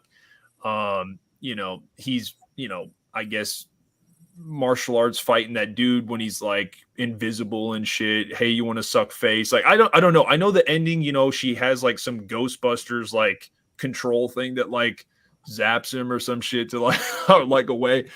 It's a little I heard somebody talk about it. Like, Nightmare is like crazy because it's like kind of all the ways that they end up killing him aren't really the best or like the most satisfying. You know what I mean? Like, it kind of just like explosion kind of thing. Yeah, it kind of just like they're a little cheesy. To be completely honest, which one do you think has the best ending out of all of them? Actually, one that might be slept on is New Nightmare. I like that whole I like that whole Hansel and Gretel kind of thing. Yeah, that one's so good. That you got Demon Freddy in that one, and I think the second one's awesome. I think the second one has really good practical effects where he like starts on fire and then Jesse comes out of his body after. Like, dude, that shit's some good practical effects. He's the opening of that one melting and shit. Like, honestly, dude, it was between the second one and this one, but to me, I like this one the best. I think it's just like it's that MTV, you know, him coming through the waterbed and shit. Yeah. Like, it's like it. I don't know. I feel like what you said was perfect. Like 4 and 5 don't get enough credit. Right. Five is a little sloppy. I get it. It is. I think you know 1, 2, and 3, right? Or 1 and 3 particularly. Those are the people's go-to, right? I feel like it has so many iconic actors in it and or good actors that it supported the film, even though the story wasn't that great, right? With 4 and 5, right? It didn't really have that many mainstream actors, but you had the best performance from Robert Englund in 4 and 5.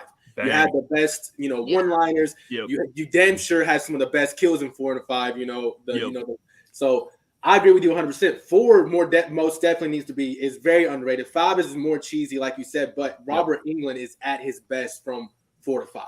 Yep, hands down. It's like I totally agree. Like, you couldn't put it any better. Like, the storylines might be a little bit better in 1 and 3. Like, 1 is so iconic. But to me, I think 4 needs more love. I think it's just a fun film. I think it's just fun as shit. And it's for some reason that happens with the Friday the 13th franchise too, right? It's like those 4th and 5th films kind of get lost. Like, everyone thought, especially Nightmare on Elm Street and Friday the 13th, everyone talks about the original, part 2, and then 3. And it's like those 4th and 5th and 6th films, they just get lost in the sauce, man. I'm glad that you brought up the 6th film because honestly, I'm a fan of Freddy's Dead. I have fun with it, man. I don't hate it. It's goofy as fuck, but like, man, there's some cool shit in that. Like, there's some Looney Tune kind of shit in it, and I have fun with it. I like the poster. The poster looks dope as shit. Like, I love the vibe in it. The vibe is really good in it. Now, is it the best story? No, not at all. But I think the vibe is really good. I think that it's stronger than some of the other franchises, if that makes sense, you know. Okay, nice. I'm glad Dave said this now that we kind of brought this up. And I know you just did a thing on it, Helvington. I didn't know. So Robert, you know, I watched Killjoy Jake's, you know, little video on it saying that, you know, Robert's done. He needs to be done. Like, you know what I mean? Like, I know we want him back, but it's like, man, he did so much for the franchise. Like, they shouldn't. You know what I mean? Like, he's done it. He's paid his due. Like, you know what I mean? His duty. Man. Like, we should just appreciate what he did and everything. And I like it.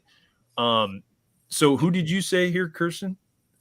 Oh yeah, the actor who plays Vecna, Jamie Campbell Bower, I think is his name. I think he'd be an amazing, amazing Freddy. If you watch him act when he's not in the Vecna makeup and everything, and you picture him being in more like Freddy makeup and do like he could play that role really well. I think he would. I gotta check that out because I thought it was Robert. Was that not Robert? From Stranger Things, Anthony. Yeah. Oh, okay. So yep, I never watched Stranger Things. So Vecna's the bad guy, I'm guessing. On the last season. Okay.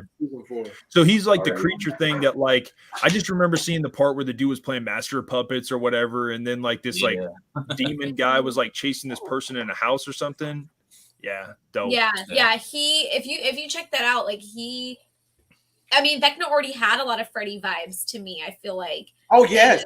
Yes. I think the actor would just absolutely kill it. Okay, so I'm actually gonna agree with May here. Richard Brake would be good. honestly, that dude just seems like a person that you don't want to like, especially after Barbarian, man. Like you watch that movie and you're just like, this dude's the biggest piece of shit ever. Like this is Right. yeah, like just messed up. Did you see the film 31 from Rob Zombie? This is Rob Zombie's guy. Like Rob, this is Rob. Yeah, this is Rob Zombie's go-to guy. He's in like every he was in House of a Thousand Corpses. What's the other ones? Okay. Yeah, I was trying to think of what else I saw him in, but yeah. But 31, he has this monologue where this guy's chained up in a chair and he has this monologue that he's talking to him. Yeah. And the camera gets real close to his face. And that if you watch the monologue, he just screams Freddy. Put the makeup on him, and he's the right age too. He's the right age, just the right age to do it. So I think if you want to go long term, you do what Kirsten says. You go with that actor. But if you want to just do a one and done film, you grab Richard Brake because that's the guy. Or I've heard Kevin Bacon. Now I don't know what about you guys. I've heard that too, man. But I don't know. I don't. He's too old though, to be honest. I mean, that's the thing. Which one are you going to go for? Multiple nightmares? Because if you're going to go multiple, then you're going to have to go Stranger Things, right? The actor, a little younger, a little younger. You know, what's a fun fact too about the guy from Stranger Things is, so the character that guy plays in Stranger Things, there's an old guy that like plays him later on in prison. Okay. The guy that he attacked, kind of. Okay. And played by Robert Englund. Yeah. Oh yeah. Okay, so. Again, that's another banger. I never even thought about that. So there's a lot of options on the table, but for sure it's going to happen within the next. I'd say we get a Freddy film within the next 5 years. And I love that. Yeah. I think the guy that did it from Watchmen, Conrad, what's that dude's name? The guy that did the 2010 remake. I didn't think he did a bad job. I just think the writing was bad. I just think the writing was bad. Jackie Earle Haley. Yeah, exactly. I don't think the guy did a bad job. I just think the writing was not very good. Like, Give him a better script and he would have killed it. I can't go that far only because I get the script to me wasn't terrible. The way the film was shot was disgusting. Like it was terribly shot. Ooh, but I like how it was shot a little. No, I'm talking about not the CGI was just too much. The CGI was just it was just way too much. Yeah, like boiler room, even going downstairs in the daycare or the whatever it is. It wasn't that great. But I didn't like his voice. Whatever he was doing with his voice was terrible. Like you guys know what I'm talking about, right? I can't be the only one here that didn't enjoy. I dug it, dude. No, I'm just playing. Again, like I thought it was. I just thought like some of the writing like wasn't the best. Like again, that movie, it's not bad, but it's not like I guess what you would that say. opening scene though, like dude. The first 20 minutes scene was really good. Dope. Okay. It's like when he was going up the girl's dress and he was like, I like that. Yeah, exactly. Right. Just terrible. Terrible. But it's like I don't like that nasally kind of thing. So if he changes the voice up, I'm all for it. Let's give him a second chance. But again, here's something you got to think about though, right? Are they going to do that and have the stigma of him being on the film? So you know what I'm saying? Like, yeah, because he left such a bad taste. It's like having Rob Zombie do another Halloween movie. Yeah. If that happened, people would riot in the streets. So if they get this guy to play Freddy, they might riot in the streets. So I don't think they'll get him. Honestly, I don't mind Rob Zombie's Halloween. I don't. I'm sorry. I think the first one's good. The second one is not very good. The second one's not very good, especially when he starts talking and shit. But the first one, I was like, dude, this is a banger, man. You weren't like that. First one's a banger. First one's look, from my research, right? He was working with the Weinstein brothers that whole time. True, I have heard this shit. Yep. So when it was the whole John Carpenter thing. When John Carpenter he didn't want to do Halloween 2, right? Yep. But he was contracted to do it. So Rob Zombie, same thing. Yep. He signed on for Halloween 1, but that was it. That's all he wanted. Then he said, they was like, well, we need Halloween 2 from you. He was like, I don't even want to do the Halloween 2. And plus, you're the Weinstein brothers. You guys are fucking pervy. Yep. He was like, okay, I'm going to just give you this. And he gave us the worst Halloween. The second worst Halloween film next to Halloween H2O. But okay. Holy shit. All right. All right, Kirsten. It's now your number 3. My bad. We can start shooting through these a little bit quicker. Sorry. Okay. My 3? No. My two. Number 2. Son of a Run- bitch. My bad. Son of a bitch. Yeah, number Man, 2. we're Number already 2. on 2. What? Yeah. My 2 is Christine. Oh, that's a banger! That's a banger! That's a good movie. So this That one is. I thought was on our list, so I took it off mine. But I 100% agree. Okay, I'm going to be completely honest. I don't think this is a very good pick. I think it's a legendary pick. Like, literally, like, okay, so Scare me I'm for a second. so I'm just gonna say right now, like this was my original. So this was my original number 1. I took it off because I was like, I figured we add a little more substance. This was the one where Dace was like, I feel like a lot of people like this film, and I'm like, they do, but I feel like if you even just look up John Carpenter's top 5 horror films, this one actually doesn't really make the top 5. Like it is usually, Prince of Darkness, The Fog, Halloween, those, Mouth of Madness. Bring up John Carpenter. That's the only time you hear people bring up Christine is when you're talking about John Carpenter films. Yeah. You know what I'm saying? No one just brings it up to bring it up. Yeah, no one talks about how it's just a great movie by itself. Jesus criminy May. Yeah, I'm sorry. The Thing is, definitely in his top 5 on that. Yeah. But like, that's what I'm saying. Like, I feel like Christine, everything that they were able to accomplish in that fucking film was just crazy legendary. The shit with the car is just nuts. The part where, the heavyset kid's like, yo, Cunningham, like, is that you? Like, you're not mad, are you? And then he chases him down into the freaking corner, and the car's like wrecking itself as it smashes him. When it wrecks into the fucking gas station and it's on fire and it runs the one dude down, like the story. I love it. Dude, I love it. So iconic. And it's like Knight Rider meets horror, right? Yeah, dude. We all love Knight Rider, right? And it's like, that's the master of John Carpenter. Like, how the hell do you give a car personality? Amen, dude. You know what I'm Amen. saying? John Carpenter can do that, So, hey, and then you got movie that falls into, like, when we were talking about a movie that should never be remade, I am torn on this one, whether I would like to see a sequel or not. So dude, if I was not to say Jaws, I was gonna say Christine. Yeah, there's no way they shouldn't touch it. Are you sure though? Are you sure? No, they'll ruin this film. They'll ruin it. Yeah, with some Lamborghini or no. Transformers shit. Dom Toretto pull up in Christine. Exactly.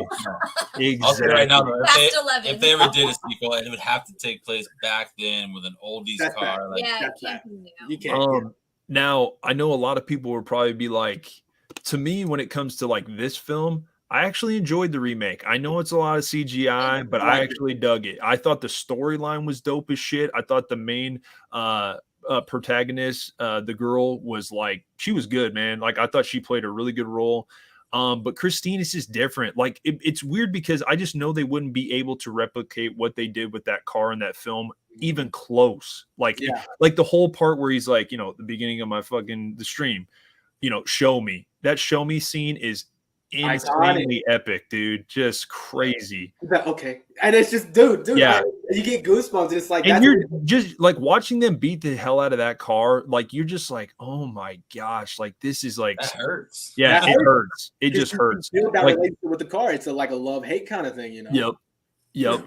See, May's totally right. They would just make it cheesy. They would ruin the car. The car wouldn't turn out right. It would just be bad. It would just be really bad.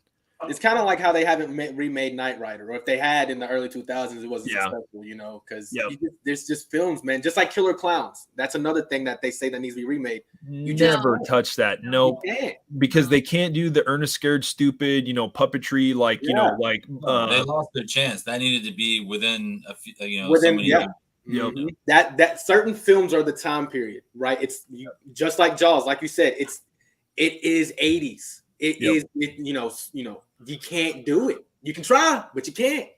Yeah. What nowadays they lack is the practical effects, artistry that they, just perfected in the 80s, that they just, you don't got it anymore. I love that pick. Like, honestly, like that should have been my number 1. It was originally going to be my number 1, but I felt like seeing you pick that and then me changing mine it had to be done. I felt like it was like the universe saying, yo, go back to your original. Like, yeah.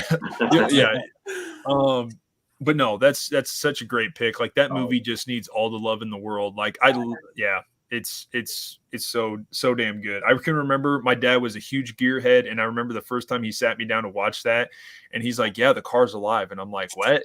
And I'm like a little kid, like thinking, like, "Oh shit!" Like, like it was just crazy, man. And then one of the best things is the 50s soundtrack. Oh man, that score is like so good. Has those old school songs in it and shit. The malt shop kind of thing. Yeah. Yep. Pull up the malt shop. Yeah, it's a vibe, man. It's a vibe. Yep. But didn't Stephen King like not like it or something, or like it didn't quite fit his story or something? Never I can't likes remember. movies. Yeah, that's true, man. He just never ever Stephen did. King Man. is not a fan of movie The adaptations. Of Shining his books. too. He didn't like, I think, right? Yeah, he didn't like The Shining from 1980. or Children of the Stuff Corn. we What find the hell? iconic, he doesn't like it. He's like, oh, I don't like that. I wouldn't have done it like Yeah. that. That's why you're a writer, not a director. All right, guy, come on. Yeah. Yeah, and like Kubrick's Shining, dude. Like, what the hell, man? Yeah, Like, he that hated movie- that one. He did not Yeah. like that movie. He Kubrick's didn't like, like I don't give a Misery. shit. He doesn't like anything anyone does. But it's all right. No, that was a great pick. Okay, so now Larry, we are to your number 2. All right. So I didn't have the pleasure of seeing everybody else's picks and changing mine. Okay, well, dude, I mean, you could do it. I mean, No, we're good. We're good. Okay, Because right this on. one we can talk about again. I don't mind talking about this one a second time because every time I bring this movie up, everybody goes, "What's that?" yep, Like this is one of those movies that I love. I think was done so well. It's got those awesome 80s practical effects with all the kills. It's a whodunit. Like I really enjoy this movie. There's cheesy parts to it too, but sometimes that makes them even more fun. yeah, dude. But every time I bring it up, man, people like they haven't seen the movie. Conrad already mentioned it. That's Intruder, 1989. Intruder. Yep. That's great because I don't even talk about it. There we go. That is such a great movie. Yeah. And there's just like Practical the practical effects are crazy gnarly. Like effects. just like Brutal. the meat slicer or like the meat grinder part where he's just like literally taking that dude's skull right through it and stuff, and it looks real, man. It just So was looks That's what I said. It looked real to me. Is Yeah. that a nod to Fear Street? Did Fear Street nod to Intruder in that? Because remember in the Fear Street series, they had that Oh, exact you're same scene where right, they dude. took her head inside the You're meat. right. Hey, Yep. hey, Oh, I see you, Larry. I see you. Yep. Yep, I totally agree. And like honestly, I think the whodunit was like I was telling Conrad earlier, like I was like, I think this whole guy that's like the antagonist at the beginning is like a red herring. And then, it turned out he was kind of saving the day, but then it's like at the end, it's just like They got arrested or something. yeah, like- and it's like they're getting blamed for everything, even though they just like survived the whole thing. And like the part where she's about ready to stab the guy, he like grabs the blade with his hand, and I'm just like, oh, like Dude, Sam Raimi is a beast, by the way. Can we talk about like how he should be like up there with John and Carpenter and Wes? Just because look at what he's done, right? You have the Evil Dead, right? The Evil Then Dead you- franchise. Then you Like, have the Intruder and some of the 80s films that he was in. Well, he didn't direct it, but he was starting them. But then you come in, this man did the whole legendary Tobey Maguire Spider-Man. Like what in the actual Oh, fuck? yeah. So it's like this Yeah. guy is up there when it comes to directing just films in general. okay, him or Zack Snyder? Who you got? I'm taking. Oh shit, that's a tough one. I do love me some Zack guy. I love me some Zack Snyder. Yeah, Zack Snyder, yeah. I mean, they're both like, yeah. 'Cause Well, that man- That's a good one. But yeah, dude, Sam Raimi, I mean, just like the way that he shot films just made everything like so different. Yeah. But like I was telling, Larry and Conrad earlier, like it just seemed like a Terrifier film before Terrifier. Like it had like that same like grainy like look to it and stuff like that. And it was just, yeah. Yes, that's a great comparison, Yeah. bro. That senseless killing that makes you're just trying to make sense of why this is happening. Love that. I love that. Love that. And I'll say too, like for people who haven't seen it, it starts a little bit slow and it's a little bit cheesy in the beginning. Yep. And like Anthony said, like they got this antagonist character that just seems too obvious. Like just watch it, just let it finish. Yep. Yeah. Yep. Yeah, May, this is a good point. Even though Schneider, we're gonna get to one because I'm pretty sure we're gonna get to one of them. But yeah, I would probably agree with that right there. Yeah, That's facts. I agree. That's facts. What was I gonna say? Shit, I forgot now. Damn, I forgot. Okay. No, that was a great pick. That was a great pick. Let's see. So we're now to Conrad. What was your number 2, dude? Hatchet. Oh, that's a banger. That's a banger. With Kane Hodder as Robert England, as he's like a redneck drunk fisherman, whatever. Yeah. And it has Tony Todd as well. I'm like, you have like such a great cast, you know? And Robert you got, Englund? and you got a slasher, you know, killer, you know, and Victor Crowley, he's over here and then he's over here on the boat, and these people are just taking a trip to Louisiana on a boat. And I mean, I just love the vibe. It reminds me of the 80s, you know? Yeah, The that 80s slashers. So, yeah. that I don't know if you guys seen that. I think I might be wrong on the title, but it was this movie that came out in the 70s or the 80s. It's called like Madman or There you Axeman. go. Yes, that's what I was thinking. Yeah, so it gives you True, Madman vibes, Yep. but then you Yeah. get Pumpkinhead vibes as well because there's a legend behind the monster of Victor Crowley. Yeah. And just like how in Pumpkinhead there was a legend behind Pumpkinhead and why that spirit came. So Hatchet is like Conrad said, it's a child of the 80s. That movie is an 80s love story. Yeah. Like And a love Adam letter Green- to the slasher fans of the 80s, Yes. basically, you know? Yes, and Adam Green is he's a very, very underrated director. He is a student of horror.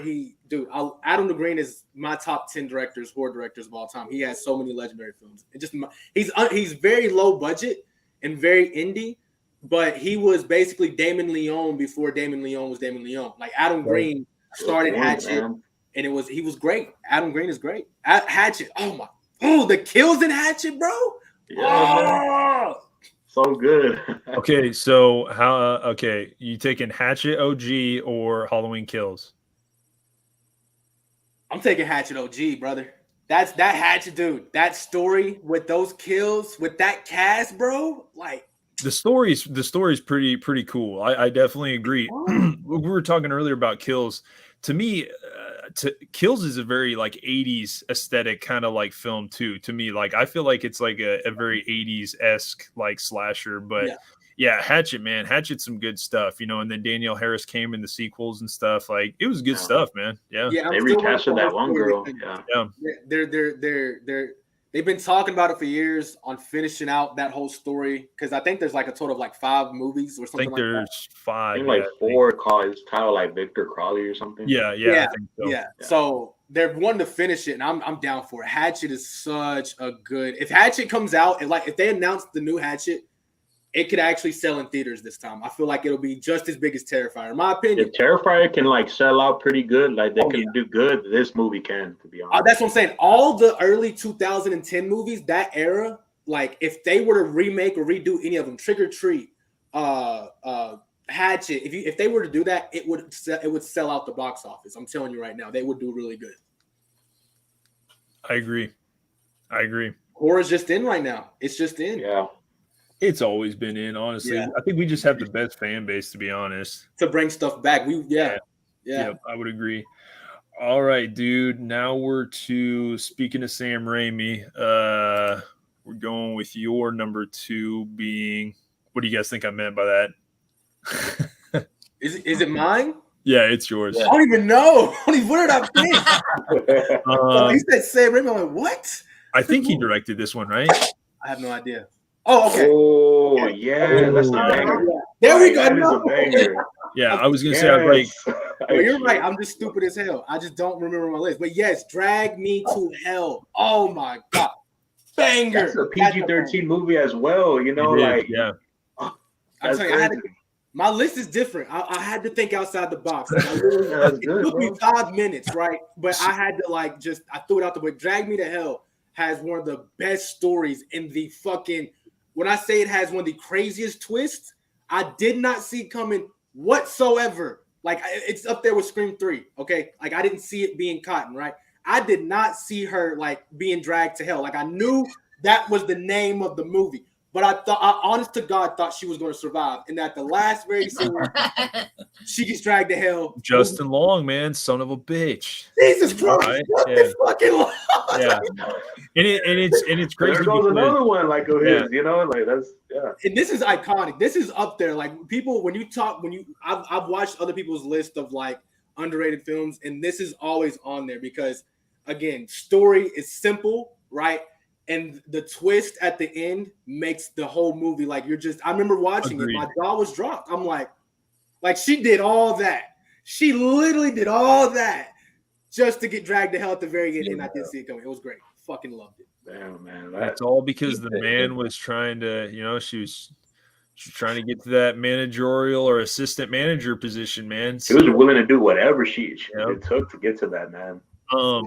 So Dace and I actually just watched this for the first time a couple weeks ago, and I didn't like it because I didn't sleep very well that night. I was like not having.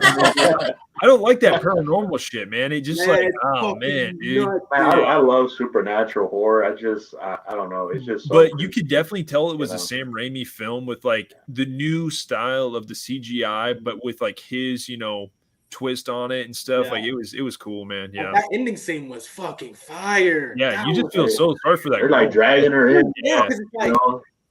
It really makes you think. Why you got to treat everyone with respect and you got to treat everyone calm because you never know who's out here messing with the dark arts. You know what I'm saying? Like you can cut somebody off in traffic. All they got to do is like read your license plate, and next thing you know, you're in a car accident. You know what I'm saying? Like, so that's why I love this movie because you felt bad for the girl, but at the same time, if she would have just valued, the old lady instead of getting the promotion, then she'd still be alive. But that's not the case today. She's dead. All right, so if you had to choose your fate, which are you choosing? Cutting somebody off in traffic and getting a dark spell put on you, or cutting somebody off in traffic and them having the license plate be eating you, and then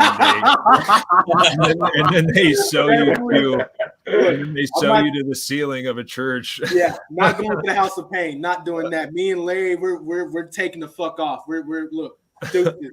Larry, if me and Larry ever seen that, we're doing fucking 300 going. Hey, all we gotta do is run for 20-something years, man. Listen, come on, man. We get away from him. We got 20-something years to be chill. Look, I didn't take a shower today. I smell, so like, he smells me for sure. Oh man, but no, for sure, I'm definitely going to hell. I'm not. Honestly, yeah, man, like. We're gonna get to we'll get to Larry's number one, but I'll explain. Yeah, I'm ready for that. I'm ready. So my number two, we're to my number two, right? Yeah. Okay, so my number two, probably talked about this movie a lot. Just again, it's another. I don't know what it is with these sequels, but to me, this was just a sequel that I thought lived up just to the greatness of the first, but yet just didn't quite get its due because.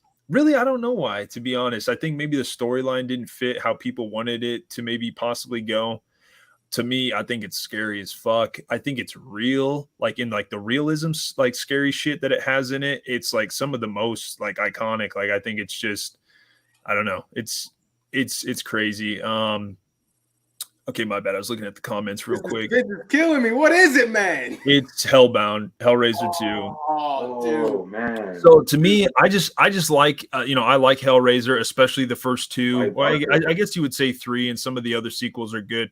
To me, I just thought this one was really good because Doug Bradley returns. Kirsty, I think her name's like Ashley Lawrence or something like that. She was real good in it. I just like the whole like. Mental hospital like setting and stuff like that, and just like the new girl looks like the Arquette girl from Nightmare 3. I don't know if they did that on purpose or whatever and stuff, but I don't know, like I know when they go into see Leviathan and all that stuff, it's very 80s like CGI and stuff like that. To me, I thought it was pretty cool. Like I don't know, like the new Cenobite, Dr. Channard, the scene that I just feel like nobody can sit down and watch and not be just like cringing, man, is the mattress scene when they bring Julia back, when the guy's like, he thinks he's got like these bugs all over him and he gives him the fucking blade and shit, and he's like cutting himself. I'm just like, damn, like you don't see this. You don't see this shit in other films, man. And she comes back, just like the I guess you would say like the makeups, like practical effects in the film are just like top notch, like some of the best, man. Like, I mean, when Julia like comes out and she's just like all tendons and like all that shit, and then they wrap her up. To me, it's a good storyline, And honestly, the ending is pretty good. She puts on Julia's skin, and like deceives, Dr. Channard. I think it's good. I think I don't think people like it because Doug Bradley, he does die, you know, and stuff like that. But to me, I kind of explained it one time where like he was a hardcore Cenobite, but yet he was more of a morally sound person in the like in the real world before, you know, he was just fighting in the French, whatever war the hell he was in. To me, he was just more of a morally, you know, straightforward person than like Shenard. Shenard was doing some dark shit even as like a real human, like, you know what I mean? So I don't know. I think he just gets taken out so early because like to me, he like, I don't know, kind of gets brought back and shit, but I could dive into it deep, but to me, I just feel like Hellbound doesn't get its due. I think it's just a good film. I think it's very visually pleasing film to like watch. Like, I know it sounds kind of weird, but like to me, it is like, I don't know. A lot of the Hellraiser movies are like that, visually pleasing. You know, like, you know, and that's hard to do. One thing that Hellraiser does for me, I don't know about you guys, but it's one thing to see pain, right? You can see somebody get stabbed and you're like, oh, but when you're watching Hellraiser and you see somebody's body turned inside out, and you know, you were talking about with that scene where they wrap her in the garments, like that was probably really fucking painful. You know what I'm saying? Yeah. Like that shit hurts. And it's like, so Hellraiser, you can actually feel the pain of the characters and what they're going through. And I feel like that's why people shy away from this franchise, because they can't take it. Just like they shy away from, you know, it goes so extreme. So extreme. Like it's the body art and shit and the makeup that they're able to, just the things they're able to accomplish in the film are pretty cool. And it's again, it's like that, it's that balance of like, man, this is really intriguing, but should I actually be watching this? Like, you know what I mean? It's like a weird balance. It's and then when they bring the religion into it, it brings in a whole other aspect. And it's like, that's something that a lot of horror movies, they try to do, but they can't do it. It's never been done since Hellraiser, right? Yep. And people want to talk about Art the Clown and Terrifier, but it's like, that guy has nothing, absolutely nothing on Pinhead. Okay, like nothing. Let's just get that clear right now. So hey, you can go a lot farther than Art the Clown, man. If you really want to talk about someone you don't want to mess with, like Pinhead is on a whole other level. Like any of these slashers or paranormal creatures. Like, I mean, dude, go through those movies and watch the kills that he pulls off just by standing there and looking and just making it happen. Dude, I can't remember which one it is. I think it's Inferno, maybe. Inferno was good. I like Inferno is like where he realizes he's living this life over and over again, and that's like his hell. Like, you know what I mean? And it's like, damn, like that's the kind of like mindset and shit you like. Dimension you don't want to step in, where like you could be realizing like living eternity like in hell with like these kind of people. It would just be it's crazy. And this shows you like the greatness of Clive Barker. Like what a story to write. I know he didn't direct the second one. I think it was the guy's name was like Tony Randall or something, but dude, he smashes it. Like I think that this movie, you know, the cinematography is just as good as the first one. Yeah. This is the first one's so great because like it was $1 million to make, and then it made like, you know, so much money and stuff like that. It was a very low budget film that had such just like eerie but yet intriguing story behind it. It was, I don't know. Yeah. And like you said, the first like 3 had the similar art style, right? It wasn't until like when you got to like Dimension bought them out. Dimension, so then they kind of started doing that whole 90s new age shit. Yeah, and I enjoyed it. I'm not gonna lie, I enjoyed it. Not bad. Hellworld is a guilty pleasure for me. I enjoy Hellworld. I enjoy the soundtrack to Hellworld. I enjoy the whole thing about Hellworld, the aspect of, you know, technology, right? Pinhead, Hellraiser using technology. So for sure, yep. Again, that Hellraiser is pretty consistent. It's not the most consistent franchise out there, but it is pretty consistent when it comes to what they're trying to deliver. And what they're trying to deliver is, you know, pain. Yep. So I was gonna actually ask you the same question the man put down there, Anthony. Did you like the new Hellraiser? Oh man, what a fucking great question, especially because I it crossed my mind and I was like, well, we probably don't need to dive into it. Yeah, May, I'm gonna like not even sugarcoat it. I enjoyed it a lot. What happened was we started it, got halfway through, I fell asleep, and I don't know what it was. I was sitting there watching, I'm just like, man, I feel like they're trying way too hard to capture everything that was in the first one, or like in the first 2, or just like whatever. And then I watched the second half of it the next morning when I woke up, and I'm like, whoa. They actually did a damn good job capturing that whole vibe and everything. Like What's like one of the greatest things about Hellraiser? It's the Doug Bradley. it's the score. It's the score. This guy Christopher Young is the guy I think is the guy that does the music, and he was actually in some other good movies like Nightmare 2, Urban Legend. He's been in some really good ones, honestly. But the score sets it apart. And that new one had like that old school score to it. And it was like the girl kind of looked like Kirsty a little bit. And like the whole new, like the house that was like set up as like this big like dungeon trap shit. And like, man, it was so cool. I need to watch it again. I don't get on Hulu too much, but I need to watch it again. But I was pleasantly like pleased with that movie. Yeah. I wasn't mad at it. It wasn't like, to me, I wouldn't say it was better than the first two, but it's definitely way better than like most of those sequels, probably like all of them, to be honest. Yeah. But because it's a very like visually pleasing. The cinematography was next level, like top tier. Yeah. Like, and if you watch behind the scenes, they did their homework. They did their homework, and they did a lot of, they didn't use a lot of CGI in the film. They could have used a lot, but what makes the first two and just every single one of them that he's in, it's Doug Bradley, dude. I mean, you're always going to compare it to the original, and it's always going to fall short because of that one guy. Doug Bradley. I don't care how many more Hellraisers they make. If they don't have Doug Bradley playing Pinhead, then it's just going to fall short every time. Yep. I'm not going to say you're wrong, Val. I would probably say you're right. Yeah. They weren't very good. Like the whole space one, I think Bloodline when the fourth one's not very like it just Inferno wasn't bad. Inferno was pretty good, but most of the other sequels, it's hard for me to like really hate a film, but I can understand and be like, yeah, that movie probably wasn't the best, but yeah.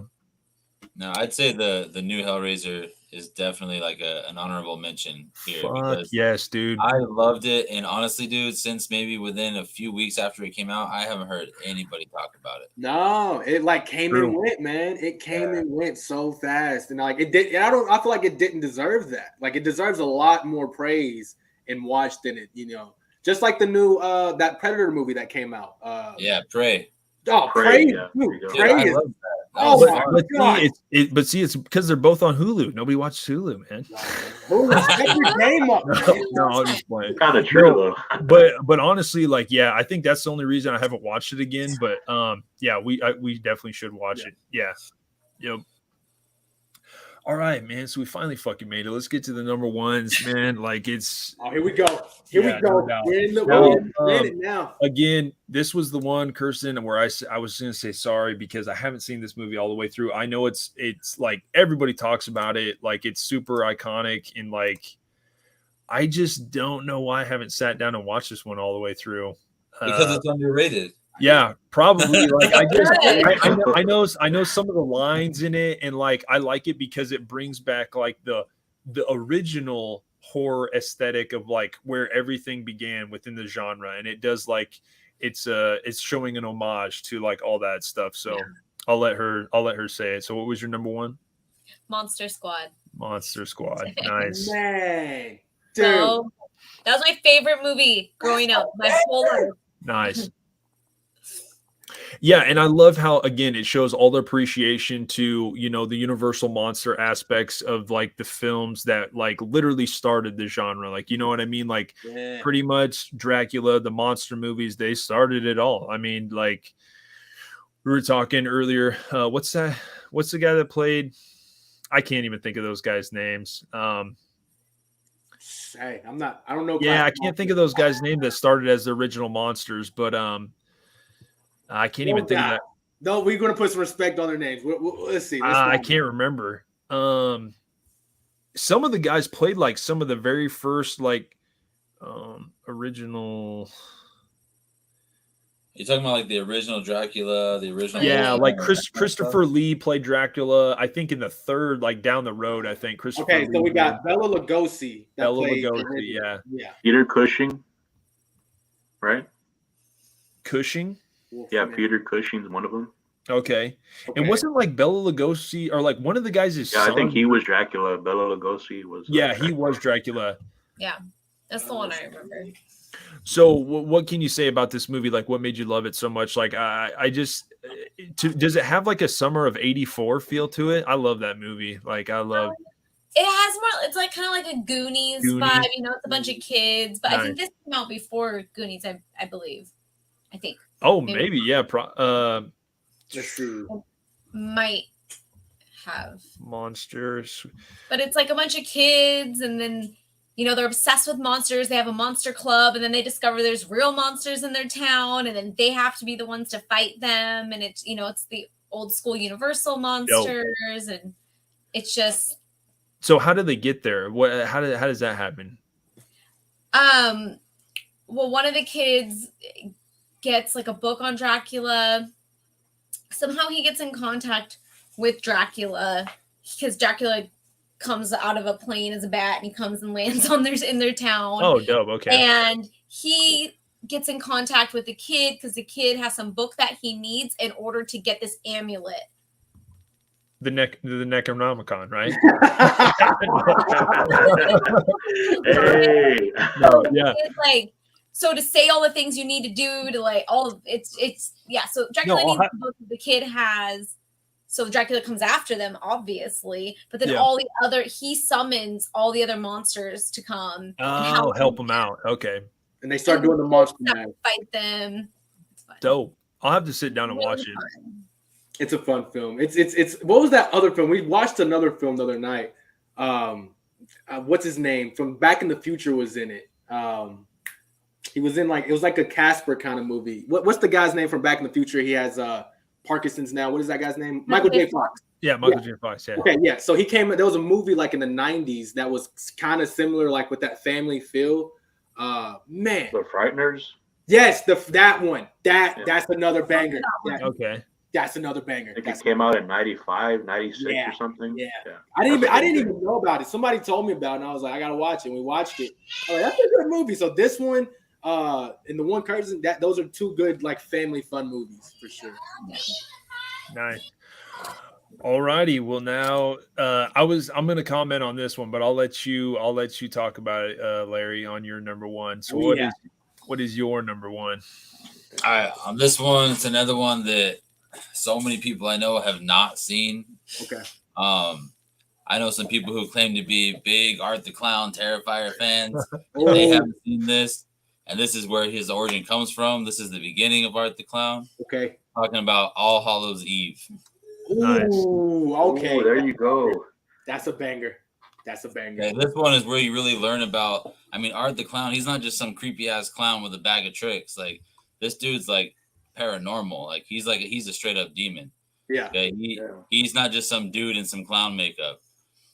This movie to me it's really fun. It's got almost like kind of like a little bit of a Ring vibe because they watch a VHS. You know, they're watching it on Halloween together, and then all this shit starts happening.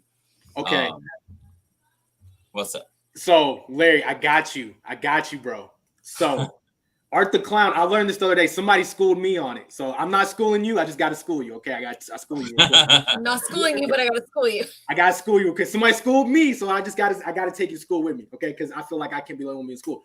Art the Clown actually was in like a little horror short film called The Ninth Circle in 2011. And then All Hallows Eve came out in 2000. No. In 2009, and then All Hallows Eve came out in 2011. So true. And it wasn't David Howard Thornton. Good luck finding that short film and watching it. Yeah, I've seen it once, and I haven't seen it again.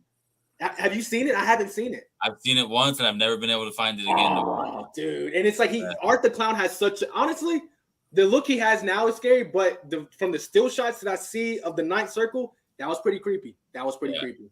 But yeah. So I sat down and watched this for the first time earlier. And I'm not gonna lie, man, my butthole was tight the whole time. I was like, what is going on here? I'm like, no. So I actually love the whole video aspect. I love that. Before VHS, I was like, oh, the clown shows up. Like, there's more like this is cool as shit, man. Like this is cool as hell. But then like all this shit like going down. The dude looks like Hatchet when they're all like chained up or whatever. He looks like a fucking mix between The Fly and Hatchet. And the movie is just like, God, what is going on? Like it feels like the music. It's like wow, wow, wow, and you're just like, dude, am I having like an episode here? Like, what is going on? Like, this shit is crazy. Like, man. It's the wildest thing. And it's like, Yeah. And I'm pretty sure that's the anthology, right? The Yeah, I think so. Yeah. The one that connects the story. So I'm a sucker for movies like that when you can have stories connect together.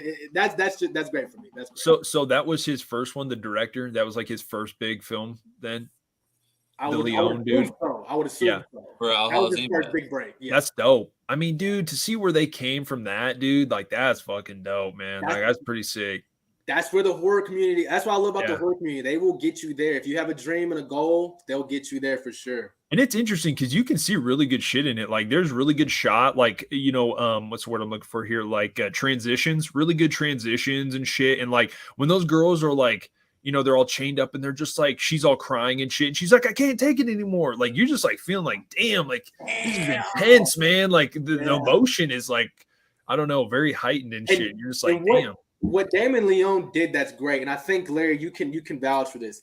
He mixed slasher with realistic horror, right? So it's like it's like you're watching The Last House on the Left or Wolf's Creek, but you got a slasher guy doing it. He's not hiding in the shadows.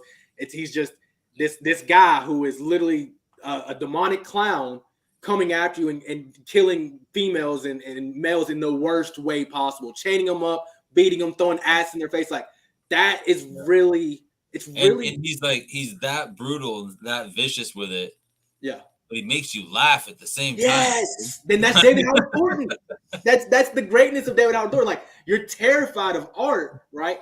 But the performance, but David Howard Thornton is so fucking funny the way he delivers the performance. It's just like you don't know how to feel. It's like I really want to hate this guy. Like I really want to hate Art the Clown because he's a dirtbag, like out here doing dirtbag things, right? But then it's like, how can you hate this guy? He's so fucking funny. David Howard Thornton didn't start playing Art the Clown until Terrifier. Oh, so that wasn't even him in Halloween's Eve. Oh, shit, I didn't even know that. Yeah, look it up. I'm pretty sure somebody else played Art the Clown. I forget his name. You can definitely see a difference. I just thought the makeup got better in Terrifier because he definitely looks different for sure. Yeah, but again, that was a great pick. Terrifier, dude. And with the news on Terrifier 3, bigger budget, you know what I'm saying? Yeah. We can get a backstory on Art the Clown. That's all I want. Damn, May's out here with all kinds of like fact. Man, she's got a lot of knowledge. Damn. Like she knows. Yeah. She said she's different actor. In Halloween's Eve, that's right. It's Mike. I don't know how you say that. Gianelli? Yes. Yeah. Rosowski? Gianelli. Mike Rosowski. I need to go watch that. I love Mike Gianelli. Okay, so I gotta go get my son a shower. Okay. But I'm gonna still watch. Okay. No, perfect. Okay. Right comments. All right. Later, Kirsten. Bye. Appreciate you being on. Thank you. Bye. Thank you. Okay, so we got a couple more. We'll wrap it up. So, Conrad, what do you got for your number one? Wishmaster. Nice. Okay, I was gonna say I got that picture. Okay, from 1997. That one. Nice. Look, Conrad, I see where you're going here. Okay, I was gonna look. It was between two. I was gonna choose Wishmaster or Tales from the Hood. Nice. Really great picks, but I'll go with Wishmaster. Yeah, Wishmaster's good, man. The dude, I don't know what the guy's name is, but whoever, Andrew Duvall. Nice. Does a really good job, dude. Yeah. Playing the Jinn. Jinn is very underrated. He reminded me of that one Star Wars villain in a way. Like he had that, the guy who shoots out the electricity from his hands. Palpatine. Like he kind of gave off like a Star Wars villain vibe. Yeah. You know? Yeah. You had Robert Englund in it. You had Tony. Yeah, Todd, you had like Ted Raimi. You had Kane Hodder. Like, bro, like that right there. That has to be honestly, Conrad, bro. That might be the most underrated film of all time. It's Wes Craven. Yeah, that might have to take it because I mean that legendary. You got a genie just like you. He's like you're gonna wish for these 3 wishes, but then whatever you wish, he's gonna kind of turn it around on you and kind of he's gonna word it differently and shit. Yeah, he's like, gonna kind of like Tony Todd death. It's fucking crazy. He puts him in that fucking case and he drowns. I'm like, damn, like this shit is crazy. Yeah, that's a banger. Damn, like, you're gonna be a mannequin instead of you're gonna live forever, but I'm gonna turn you into a mannequin. And I think what makes that film so underrated is it just comes out in that time period where you had Jason, you had Michael, you had Freddy, you had all these big guys that were Ghostface. You had Ghostface. You had so it's like, dude, Pinhead, right? Hellraiser. So it's like he deserves respect, but he just about Lep, man. Don't forget about my man Willow Davis, or you got Leprechaun. I mean, but I know what you mean. It was definitely a different change of pace for like horror film during that time. It wasn't like very CGI. Like they went with practical effects, so that really hit different for me. I would agree. Banger. Great. Ted Raimi got smashed by one of them big old artifacts in the beginning of the movie. I remember that scene. True. Yeah. He just got smashed by that thing. So. No, that's a great pick, man. Yeah.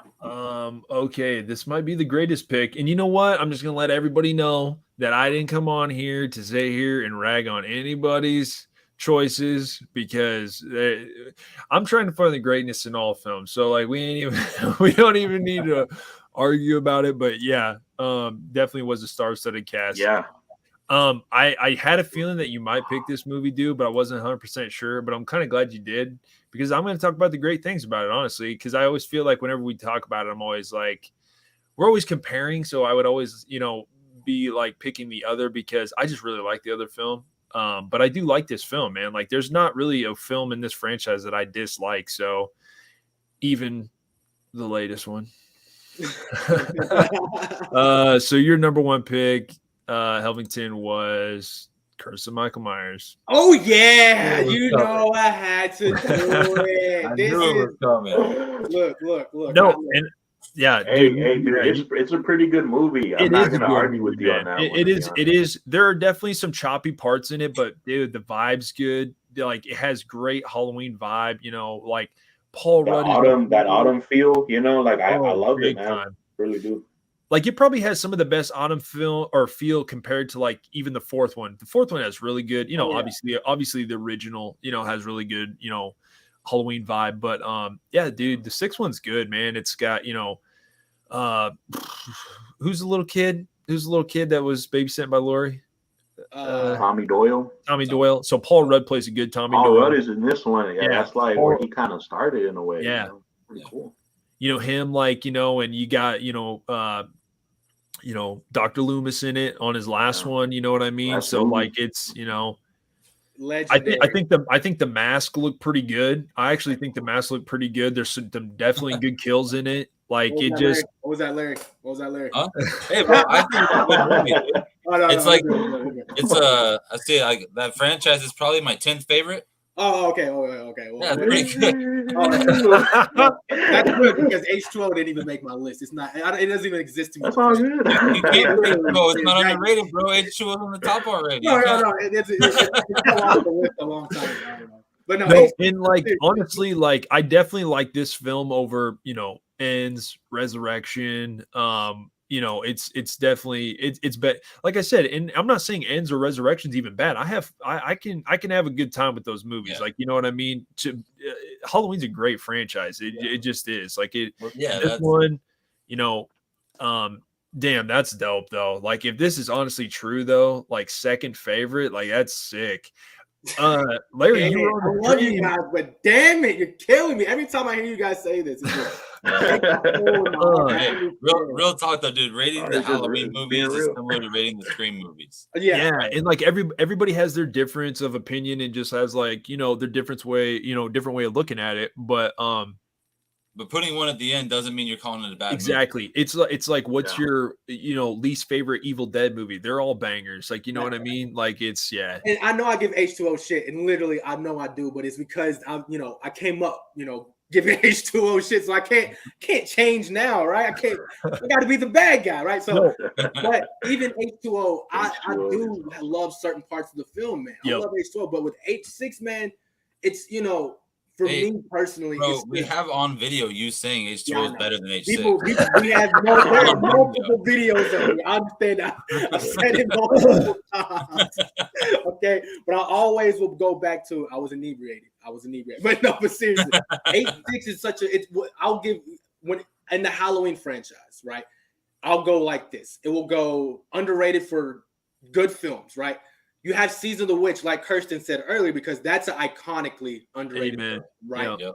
But when it comes to H6, that is an underrated film in the franchise, period, right? Because you have some say it's a bad film, but then some say it's a good film. So you don't really have that many films like that in the Halloween franchise. Like it's either a definite good or it's a definite bad. Halloween 1, definitely good. 2, definitely good. 3, definitely good. 4, definitely good. 5, people don't like 5 at all. They hate 5. People so much hate 5. They love the feel of 5 and the look of 5, but the way they handle Daniel Harris's character and it's definitely that. Yep. Yeah, and five has good aspects, but it's just like her being mute, like most of the mute. Yeah, and then Tina wasn't a really good final girl to me, and the way they handled what was the girl's name from H4 that survived in Rachel. Yeah, they killed Rachel right off the bat. It's like, what are you doing? What are we doing here? And it's like and so to keep going on, so it's like that's a definite bad for people. Like, yeah, it has some stuff, but when you go to H2O, it's definitely good for most people. Resurrection, that's a definitely bad. So what I'm saying here is H6.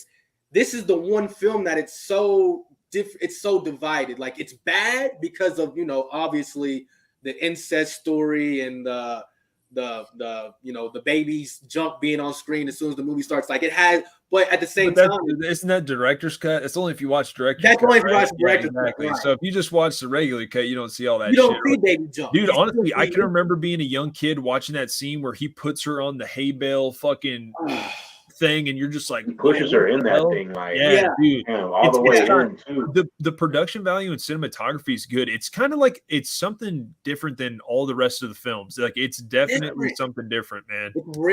And that's what I liked about it is because if you watch the film and you see the story of the family that's living in the Strode house, right? That right there was pretty rough, right? When you see the father backhand his stepmother. Oh yeah, dude, yeah. And then you see the little boy that's you think is going to turn into Michael, right? And that's going to, and so the story is so different from what we're usually known to. And then, like we said, Dr. Loomis, in my opinion, okay, and I'll die by this. I will die by this. He gives his best performance in H6. I understand. I understand. I'm on the cross on this, okay? Now, let me tell you, Halloween 1, he did great. It was iconic. It was legendary. Halloween 2, he did really good. But in H6, right, he came to set drunk every day, and he delivered a performance that was, oh my God. Yeah. When he grabbed the little boy and was like, talk to me, I'm like, bro, chill out. It's just a kid. Like, but that was Loomis, right? That was Loomis, right? So it's like, for me, then that was his last. And then I'll finish it with this: Paul Rudd, baby, Paul fucking Rudd. He acted so well in that movie, though. Like he great acting job, by the way. That's one of his first films. That was one of his first. I think that was his first film. And so for him to do that, and again, people say, "Oh, I don't like that." That zoned out, it's crazy, Tommy. You have to understand. That's what he was. That was what Tommy turned into. I mean, it's very. That's how you're gonna act if something like that happens to you. I agree, totally agree. Yeah, that's how you would act. And Paul Rudd killed it. He played that psycho, and again, you have so many references to Halloween 2. The ending of H6 is a reference to Halloween 2, and you have the icon. It has some really good kill scenes and cinematography wise, banger, dude. It's banger. I'm sorry. Yeah. I just needed Paul Rudd to, like, when he was beating the hell out of him, I needed him to be like, "Evil dies tonight." I don't know why. I was like, when they injected him with the green shit, I'm like, dude, is he gonna turn into like Super Shredder from? He was beating him. He was like laying him. I'm like, bro, he's like putting his full body into it and shit. I'm just like, damn. And I loved it. And I'll say one more thing: the mask. People hate on the mask. It looks pretty good, yeah. The way that they hollowed out the eyes and they made it dark, they made it to where when you literally looked into his eyes, all you seen was darkness. I like it. The black hair on it, it was great. I loved it. To me, it goes, you can't mess with the original mask, right? But for me, my second favorite mask in the whole franchise has to be H6. Even better than 18? Yeah. Hey, 18 was good. 18 was good, damn it. That was you. That was a good mask. But even H2, I like to see his eyes. I don't care. Like, I think Dick Warlock looks dope in that mask. I know it looks tight and shit, but I think it looks cool. Dude, I'm not going to lie. H2 was going to be on my list. I think it's way underrated, dude. H2, but I didn't want to go straight sequels. That H6 mask, I feel like they should have used that for H2O, because you know how they were going through different kind of masks. I think they should have just used that mask throughout the whole movie. The mask situation is the worst part of H2O, especially that scene where they had to CGI the mask. Yeah, I know. I'm a big fan of the mask. I can agree. Dude, why? So at the beginning of that movie, when he puts that fucking ice skate through that, leaded fucking face or whatever, dude, they say that opening mask that he has in that scene. It's like, why didn't they not just keep that throughout the whole fucking movie? Dude, the first 20 minutes of that movie are badass, man. And another reason why I don't like H2O is because there was a lot of stuff behind the scenes that just wasn't making sense. There was a lot of there was a different mask change. You had a really good lead actor, right? What is his name that was in the beginning? Dude, the best thing about H2O was Hartnett's haircut, dude. Come on. Come on.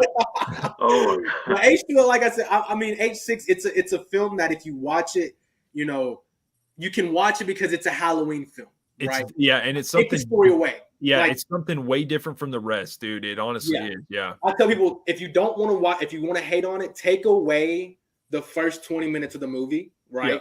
To where the whole sacrificial thing, and then watch the rest of it. It's a great film. It's a great film. Honestly, they would love it if you take out the first 20 minutes. I mean, it's gonna be one of their favorites. No, seriously, dude, I'm telling you, you have to keep the first 20 minutes because that shit's real, man. That shit's fucking real, man. I'm telling you right now, that shit's like abundant in the world that we're living in. Sad to say, but no, I actually don't mind it. I mean, if you don't realize that they were trying to do the incest thing, it was just fucked up. But if you step away from that, it's not bad. Like that's sloppy, right? That's sloppy, right? They could have literally handled that any other way. They could have, did some type of, paranormal, conceiving thing. Dude, it was different, and I love different. Yeah. She was driving the truck to get to the fucking subway station and shit, or whatever. Oh, good. Oh, fucking good. When she's hiding in the barn and he's stepping across and shit, you're like, ooh, this is. And you have the light, and especially when she's in the subway, the lightning is going off, and that movie. It's just such a good movie, man. And people. They should have brought Harris back though. But I'm glad that they didn't, because now they can maybe use her in one of the new ones, right? Exactly. That's exactly what I was about to say. Yes, they didn't bring Harris back, but maybe it wasn't the right time. And I will say this, right?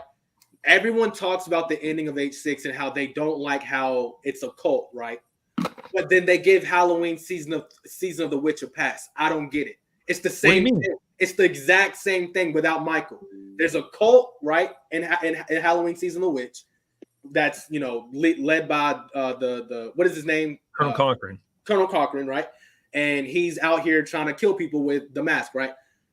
In H6, you have an old guy, for the same reason, to celebrate the spirit of Halloween, the same ring, or the Shape in the Shadows knows. He knows what I'm talking about. But to celebrate the legend and lore of Halloween, they try to control Michael and et cetera, et cetera. So Halloween season of the Witch gets a pass for having an old guy as the villain, but H6 gets the hate for it. I don't understand. And then one more thing. I don't mean to cut you off. Halloween Ends. That gets a pass with Corey Cunningham. Hell no. Hell no. Never. Who's giving that a pass? Who the hell is giving that a pass? When Daisy asked me earlier, she's like, which is your least favorite film? And I was man, I'm going to have to say Ends. And then all of a sudden they were like, Rob Zombie's 2. I was like, oh, yeah, that one. Yeah, I forgot. Okay. Rob Zombie, I say this with Rob Zombie. Here's the thing, okay? Rob Zombie's Halloween had Michael being Michael, so it's the first one was epic, dude. Like I thought it was good. That is kind of growing on me. The first remake is growing on me. Go back and watch the second one. Go back and watch it. I It'll just grow on you. can't deal with him being this hobo looking dude. You know what I mean? Like, But Halloween is we can do it. What? I don't understand.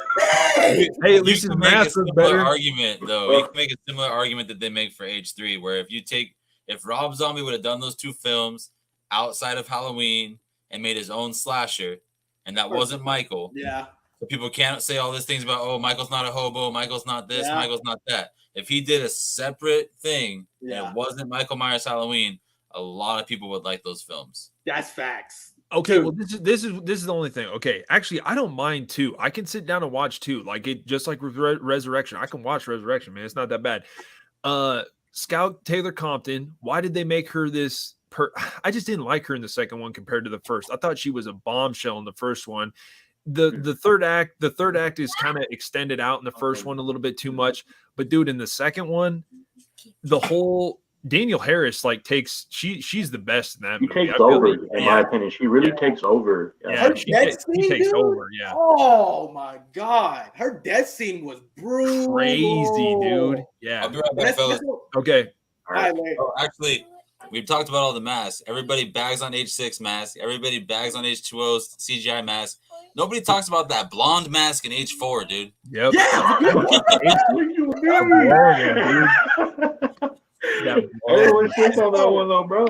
that's facts. Like that blonde mask. Like, that's what I don't understand about the Halloween community. Like certain things are okay when certain people do it, or it comes out in a certain time period. But then if someone else does it, it's a bad thing. And to go back what you said about Rob Zombie's Halloween, and then I'll end it with that on my end. His second one, right? Knowing everything we know behind it, how he didn't want to do it, how he was working for the Weinstein brothers. If you take the white horse out of it, right? Yep. I think it's better than his first one, because in the first, hold on, hear me out now. For me, I didn't care for Michael's young backstory. That took way too much time of the movie. I didn't care for it, but I did enjoy when Michael got older. As soon as Michael got older in Halloween, in Rob Zombie's first Halloween, I enjoyed it. But then in Halloween 2, he was adult Michael the whole time, and that's what I want to see. And so, take away the white horse, take away the hobo Myers. Look, we just talked about Danielle Harris's death scene. When Brad Dourif is in the Brad Dourif. Brad Dourif makes the Come first on now. one for me. Yeah. Come on. Dude, the second one when he finds his daughter's dead body. Yeah. True. Dude, Man, that was emotional. Like he was crying, he was acting so well. it's like we focus too much on the white horse. But again, Rob Zombie hate on probably did that as a middle finger to the producers. He was like, look, this is a middle finger to you. I'm going to fuck this story up because you're making me do a second film that I don't want to do. Remember, John Carpenter. So it's like, I just want to give Rob Zombie, because he is, in my opinion, one of the greatest horror directors of all time. Whoa. I just don't like his unnecessary rape scenes and shit, man. I don't need to see that shit, dude. Like, you know what I mean? Yeah. I just can't deal with that shit, you man. know, but that's metal, brother. That's metal, brother. That's metal. Do you like the Munsters? Oh, I love the Munsters. The Munsters is great. The was Munsters like- is great.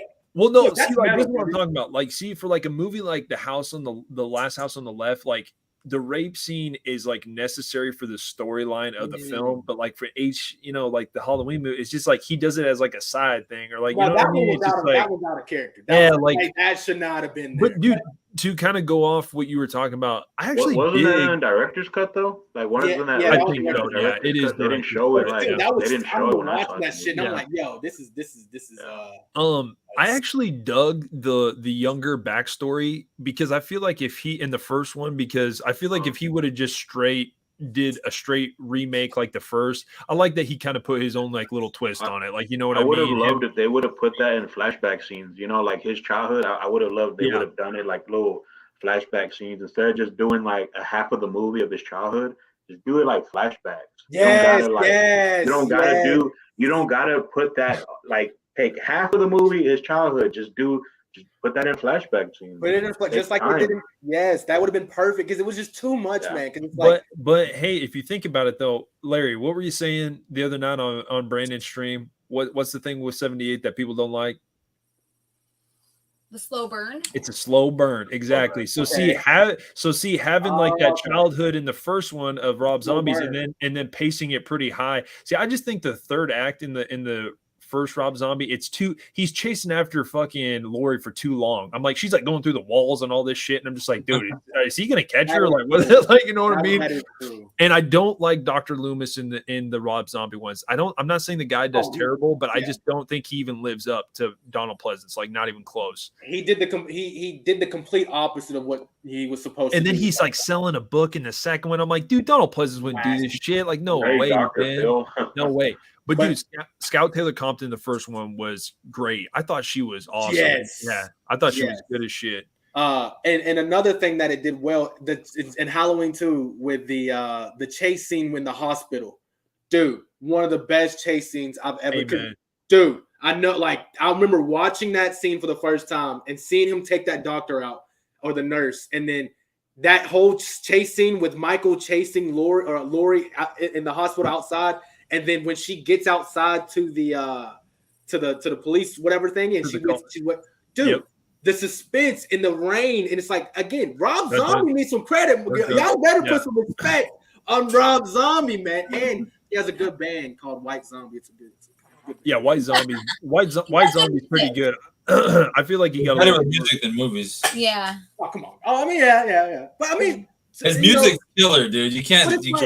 But look, at the same time, if you look at Captain Spaulding, right? Icon. He wouldn't be an icon if it wasn't for Rob Zombie, right? Yeah. We got so it's like I understand. Hey, I'm not saying Rob Zombie doesn't make good movies. One of my His favorites, movies are more hit or miss. Yeah. Okay, so it's like you just don't want him with Halloween, and I can respect that. No, actually, I think he should do a TCM movie. Even though I just like the TCM movie that came out that Fede Alvarez did. I know a lot of people didn't like it, but I enjoyed it. I didn't think it was that bad. It was a little woke, but I thought that's what it was actually supposed to be doing. Like, you know what I mean? It's new age style, but it was weird because it's like I didn't understand the message, because it was like, okay, I got the anti-gun thing, but then you kind of use the gun, to save the day.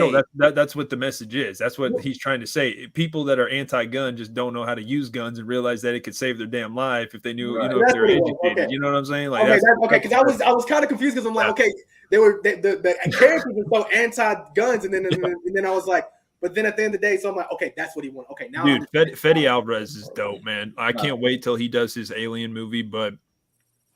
Dude, no, it was a good pick, man. I love talking about Halloween, dude. Halloween's some good shit. Honestly, like I said, I about had H2 on mine. To be honest, I like the kills, like the fucking shit. Hot tub. It's not like a hot tub or whatever. When he kills that lady in the hot tub or whatever and shit, and then like picking that chick up with the scalp and shit.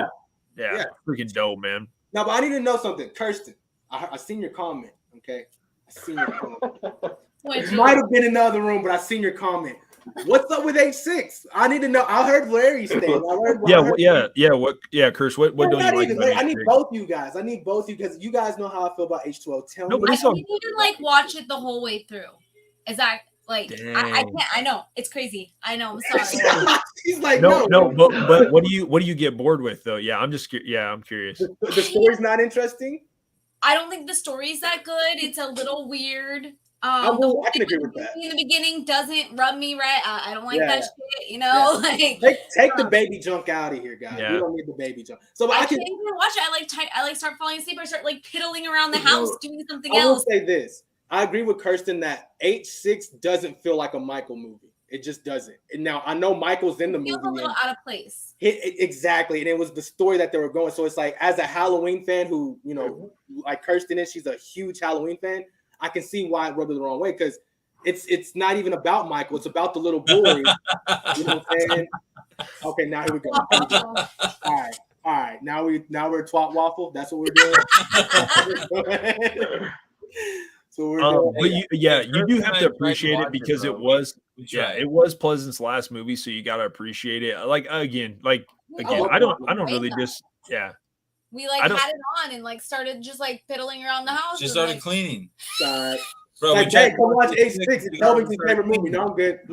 So I'm not gonna lie. When I actually sat down to watch it with Days for the first time around Halloween, we turned it on, and Yeah, we didn't get through it. Right. Yeah, we That didn't get through it. intro? It got to the scene where like the girl, she's like running away from him, and then he's like going down the stairs, and she's like in the shadow, and then like hits him like really quick. He falls down the steps, and we're just like, nope, changing it. My heart's breaking. All right. I'm done with mine. What's y'all? No, but dude, I'm telling you though, right now, I grew up watching Curse a lot as a kid, man. Like it was definitely one that they played a lot, man. I wish I could show my pajama pants. Let me see if I can show my pajama pants.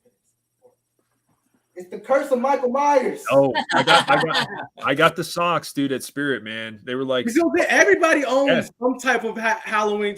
That's what I love about people. Everybody owns some type. You guys own it, Larry? Don't you lie. You No. own it. You know. Okay, that's cool. Don't see. Look at there's the mask. We don't have the mask. I thought we did.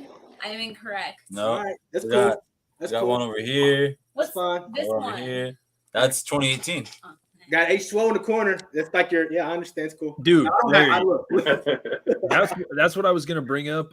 When you guys were on Brandon's stream, I didn't know us that DJ dude or whatever, and even Terry. I was surprised, dude. They put 18 as their favorite. I was like, damn, dude. Yes. I thought I was the only one. I was like, man, that's crazy. Wait, 18's your favorite? The Mask? Oh No, like the movie. The movie's your favorite out of all? Yeah. Over 78. Not me. Not us. Oh, mean, okay. Yeah, It's- no, Wow, you guys. 18 I mean, I can see. top I can five. see where you guys can see that. I dude, mean, 18 should have been a standalone film. I do like kills, but 18 should have just been a standalone film. Michael should have died in the fire, and it would have been an epic film. Like Yeah. that's how it should have been done, man. Either one. It could have ended at 18 or it could have ended at kills. Either True. one of those would have been better than ends. Yeah, dude, if they would have just killed him in the street, that would have been epic, dude. am I wrong for saying? Son of a bitch, you're right, Larry. They should have just killed him. That would have been Dude, crazy. they don't even have to kill him in the street. Literally, him being in the window and surviving and just Oh, saying, true. dude, the boogeyman lives. That's Yeah. better than ends. Like, Yeah. I anything want to would have been fucking better. know: is he Yeah. a man or is he not a man? Yeah. And another thing with 2018, man, I want to ask you guys, where was Jamie Lee Curtis the best? 2018 or 78? In my opinion, she was 18. best. Are you serious? Yeah, man, she's a badass. She's shooting them guns and shit. I'm like, fuck can't- yeah. I I can't was go that like, let's far. go. I can't go that No. far because Hey, it's you like, know what, dude? No, I gotta say, like, that's two very different. Very You're right. different You're movies. right. You're but right. it's like They're totally different. That's like people. innocent babysitter Lori who just getting attacked for the first time, That's and there's true. like doomsday prepper Lori Yeah. who's been like, Okay, so but maybe- this is what I'm talking 20 about. So they were comparing you guys on the stream. Dude, Brandon had some good verses, man. I was like, this is some dope shit, dude. Like Brandon had some good verses, and it was Lori against Nev. And I was like, Oh yeah. I that's was a like, hard dude, one. you know, everybody was like, Nev would never survive. And I'm like, dude, in Scream 3, she's smart enough to put a flap jacket on. You know what Hold I mean? on. Bring a gun. I'm about to drop the mic. Okay. Nev and Sidney Prescott. Okay, look at the scene. It was in Scream 1996 where she's running from Ghostface for the first time. She's fighting in Yes. the house, right? She is in mid-fight with Ghostface. She runs up the stairs, shuts the door, opens the closet door, puts it in front of the other door, all while Ghostface is running after her. Now, after that, she goes to pick up the phone to call the police. Phone line's dead. You think she gives up? No. She goes to the computer and starts calling the police. Like Sidney Prescott, when it comes to basic instincts on survival, you can't mess with her. Dude, I'm telling you right now, Sidney Prescott, even at the end of 96, dude, she fucking puts the mask on, puts it on. She's like, just because I called the cops on your pansy asses. And I'm like, dude, let's fucking go. Like, dude, and then she Scream stabs him 3. with an umbrella. I'm like, dude, Dude, Scream 3 with freaking Roman, her brother. ice pick Yeah, his ass, like dude. that whole time where she vanished, right? Yeah. Where she took on the presence of Ghostface. She's learned. So it's like that is a great battle. That is a great versus, right? But for me, it's got to go Sydney, dude, because it's consistent all through 96. Well, like yeah. So Lori- Sydney's a badass. I love Sydney. okay, come Okay. back. So yeah, okay, Sydney gets a gun and blah blah blah. Okay. Michael gets shot how many times and lives? Like it's a Yep. whole different monster, man. Yep. That's a 6 or whole 7. No, if we're different talking monster. monster, if we're talking monster, then I got to give it to So I'm saying like what Lori did in 2018, Oh, she's a Oh, that badass, dude. fucking 2018. I crap fucking that she's love it, saying. dude. like that is a whole nother level than what Sydney It was did. bad. Yeah. They're both badass. You can't argue that either Oh, one of them definitely. is not a badass. okay. Lori- I can't. If you I'm swap them, if you swap them and you put Sydney in 2018 and you put Lori in any Scream movie, I'm not worried about Lori. That's facts. But is Sydney gonna live? But dude, I'm telling you right now, Oh, that was a banger, Larry. That was a banger, bro. Sydney's more of a badass because she got down and survived. She was. I mean, no. Okay. I mean, we got H1, we got H2, H2O, 2018 kills and ends, right? That's what we're judging Lori off of. And I mean, if we look at those 4 or 6 movies, I gotta agree with Larry. Even though I love Nev, I love Sydney. I mean, he's not telling no lies, bro. I mean, Lori was the original Scream Queen, like hands down, original Scream Queen. Like no doubt about it. Again, that's the great thing about Halloween, dude. The variety and like how you choose your personal favorites and shit like that. It makes it a very interesting conversation for sure. Okay, so we're gonna get to my number 1 because this is actually let's just do this. Well, okay, I probably better say mine. Actually, I'm gonna say the 2 that I feel like should have been number. Okay, so I'm afraid that one of you guys are gonna say my answer or my number 1. So are we not on number 1 yet? I am. So everybody went. Okay, thank God. Oh, okay. I was like, let me just. Okay, so again, it was gonna be Christine. But then I was like, man, I got to go back. I got to die on this hill for this movie. I have to do it because I got to.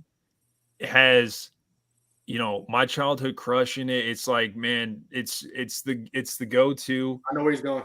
Yeah. I know what he's going to say. It's literally like, and I grew up watching this movie, actually the second one more so than this first one. But this first one, I just feel like it just doesn't get the love it's deserved because – okay, so Larry and Curse, what was the first digital 4K I sent you guys?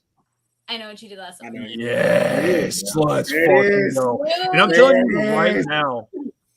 you right now, like this film was actually such a good 4K, like it was probably one of the best 4Ks I watched. Like, God, I remember how epic that was. We turned it on. We were at a hotel in Lincoln. And I was just like, damn, this movie looks so fucking good 4K. Okay. So the greatness of this film, first off, Kevin Williamson, he wrote this screenplay even before Scream. Like it was, he put his original twist on it from a, Lois Duncan, novelization. The cast is like all-star cast. I get it. Freddie Prinze Jr., a little stale. Ryan Phillippe a little over the top, but like I told Conrad, I knew motherfuckers like Ryan Phillippe in high school. Like I think he portrayed the character like really well. That personality is real. Yeah, exactly. That's what I'm trying to say. Sarah Michelle Gellar, bombshell. Mm-hmm. Jennifer Love Hewitt, my favorite Scream Queen all time, bombshell. Like, dude, it was just like, okay, perfect cast. It's hell of a cast. The story, give me a break, man. This story is so good. And then the twist ending when you realize that it wasn't the guy that they hit that they thought. I mean, Ben Willis, the fisherman, the dude is in a slicker with the hook. I mean, how iconic is that weapon? The look, the kills are the greatness. I like. Okay, the thing I like about the late 90s films is that the kills were clean and concise, but like still pretty damn good. Like when he hooks the guy and brings him over the fryer, and stuff. The dude from Big Bang, Leonard. Big Bang, yeah, no, exactly. Oh yeah. I mean, the kills are just great. I mean, the Sarah Michelle Gellar chase scene is probably one of the most iconic chase scenes, man. And I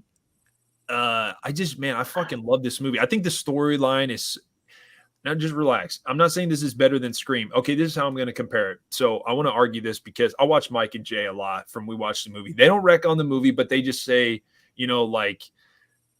they just say that it's living in the shadows of Scream. Okay, so if that's true, that's like saying Friday the 13th, the original, is living in the shadows of Halloween, or The Burning is living in the shadows of, you know what I mean? Like it's like it came out too close to Scream, so I think maybe Scream sort of stole some of its thunder. But that's like Halloween 78, and then Friday the 13th, like 2 years later, and everybody's like, oh, this is just a knockoff of Halloween. You know what I mean? But like, to me, I think the most underrated horror film of all time actually might be Friday the 13th, the original. Like, I feel like that movie doesn't get praised enough because if it wasn't for that film, we wouldn't have got all those slashers in the 80s. I really don't think we would have. Like, I just honestly don't think it would have happened. But to me, I compare I Know What You Did Last Summer to that because I just feel like it's almost like Hellraiser with like Nightmare on Elm Street. I feel like everybody was on the Freddy train, but just didn't see the greatness of Hellraiser. Like, and you guys have probably heard me say this shit 1,000 times, but I just, like I said, I'm going to die on this hill because I feel like I Know What You Did Last Summer. Great storyline. The cinematography and the production value, it's all there. To me, it's like it's way more visually pleasing of a film than like a lot of those 80s slashers. You know what I mean? Like and everybody calls it teen bopper. I'm like, dude, there are teenagers in all slasher films. What are you guys talking about? I don't get it. Like, and there is a lot of nostalgia for this film, obviously. Like, it is when I grew up and shit, but like, man, this movie was like so good, man. I remember when it came out, it did so well because I saw it in the theater. Yeah. I didn't see the original in theaters. I did see, we had the second one. I watched that one religiously, and I think that's another underrated film, but I didn't want to quite put it over this one because I felt like I'd put that maybe in another list or whatever. But I just love this film, man. I think Julie and Ray are actually better than the second one. I think they're written a little bit better. But man, I just love this first one. I do. I like it a lot. I really do. And see, that's why when I had Christine and then I saw Kirsten Pickett, I was like, oh, see, they want me to go back to what I was. It was like they wanted me to go back to it. But I'm right there with you, bro. Like, if you compare Scream, right, and look at the cast, in my opinion, you got a better cast than I Know What You Did Last Summer. I mean, it's very, very comparable. I mean, Stu and Billy are so iconic, and Randy and shit, and like even at that time, yeah, they were more well known. Yeah, like I love Sidney Prescott, and I love damn, what was McGowan's name? Rose McGowan, yeah. Tatum. That Tatum. I love them. Yeah. Like, Tatum. but they didn't give me the same feel that Sarah Michelle Gellar's character and Jesus Christ, Julia Roberts, not Julia Roberts. What is her name? Jennifer Love Hewitt. Yeah, Jennifer Love Hewitt. that chemistry between those two women was beautiful. And I've talked to Child of Corn about this before. The reason why I feel like what is her name again? Come on, guys. Jennifer Love Hewitt. Jesus Christ, what is wrong with me today? I feel like the reason why Jennifer Love Hewitt did better in the sequel is because, let's be honest, Sarah Michelle Gellar could have damn near she stole the first film. Yeah, I mean, she just stole it. And she was probably just a little more well-rounded as an actor. Like, I think that was Jennifer Love Hewitt's kind of first big film, so she was like, oh shit, like or at least horror film anyways. So like, I think she just felt like more comfortable in everything in like the second film. But and then she had the spotlight. And then the second one, I mean, again, that cast and the twist, because like, okay, let's be honest.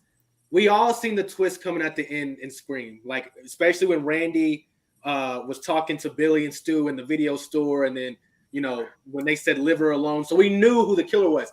Nobody can tell me, just like with Scream 3, no one can tell me the Scream 3 killer.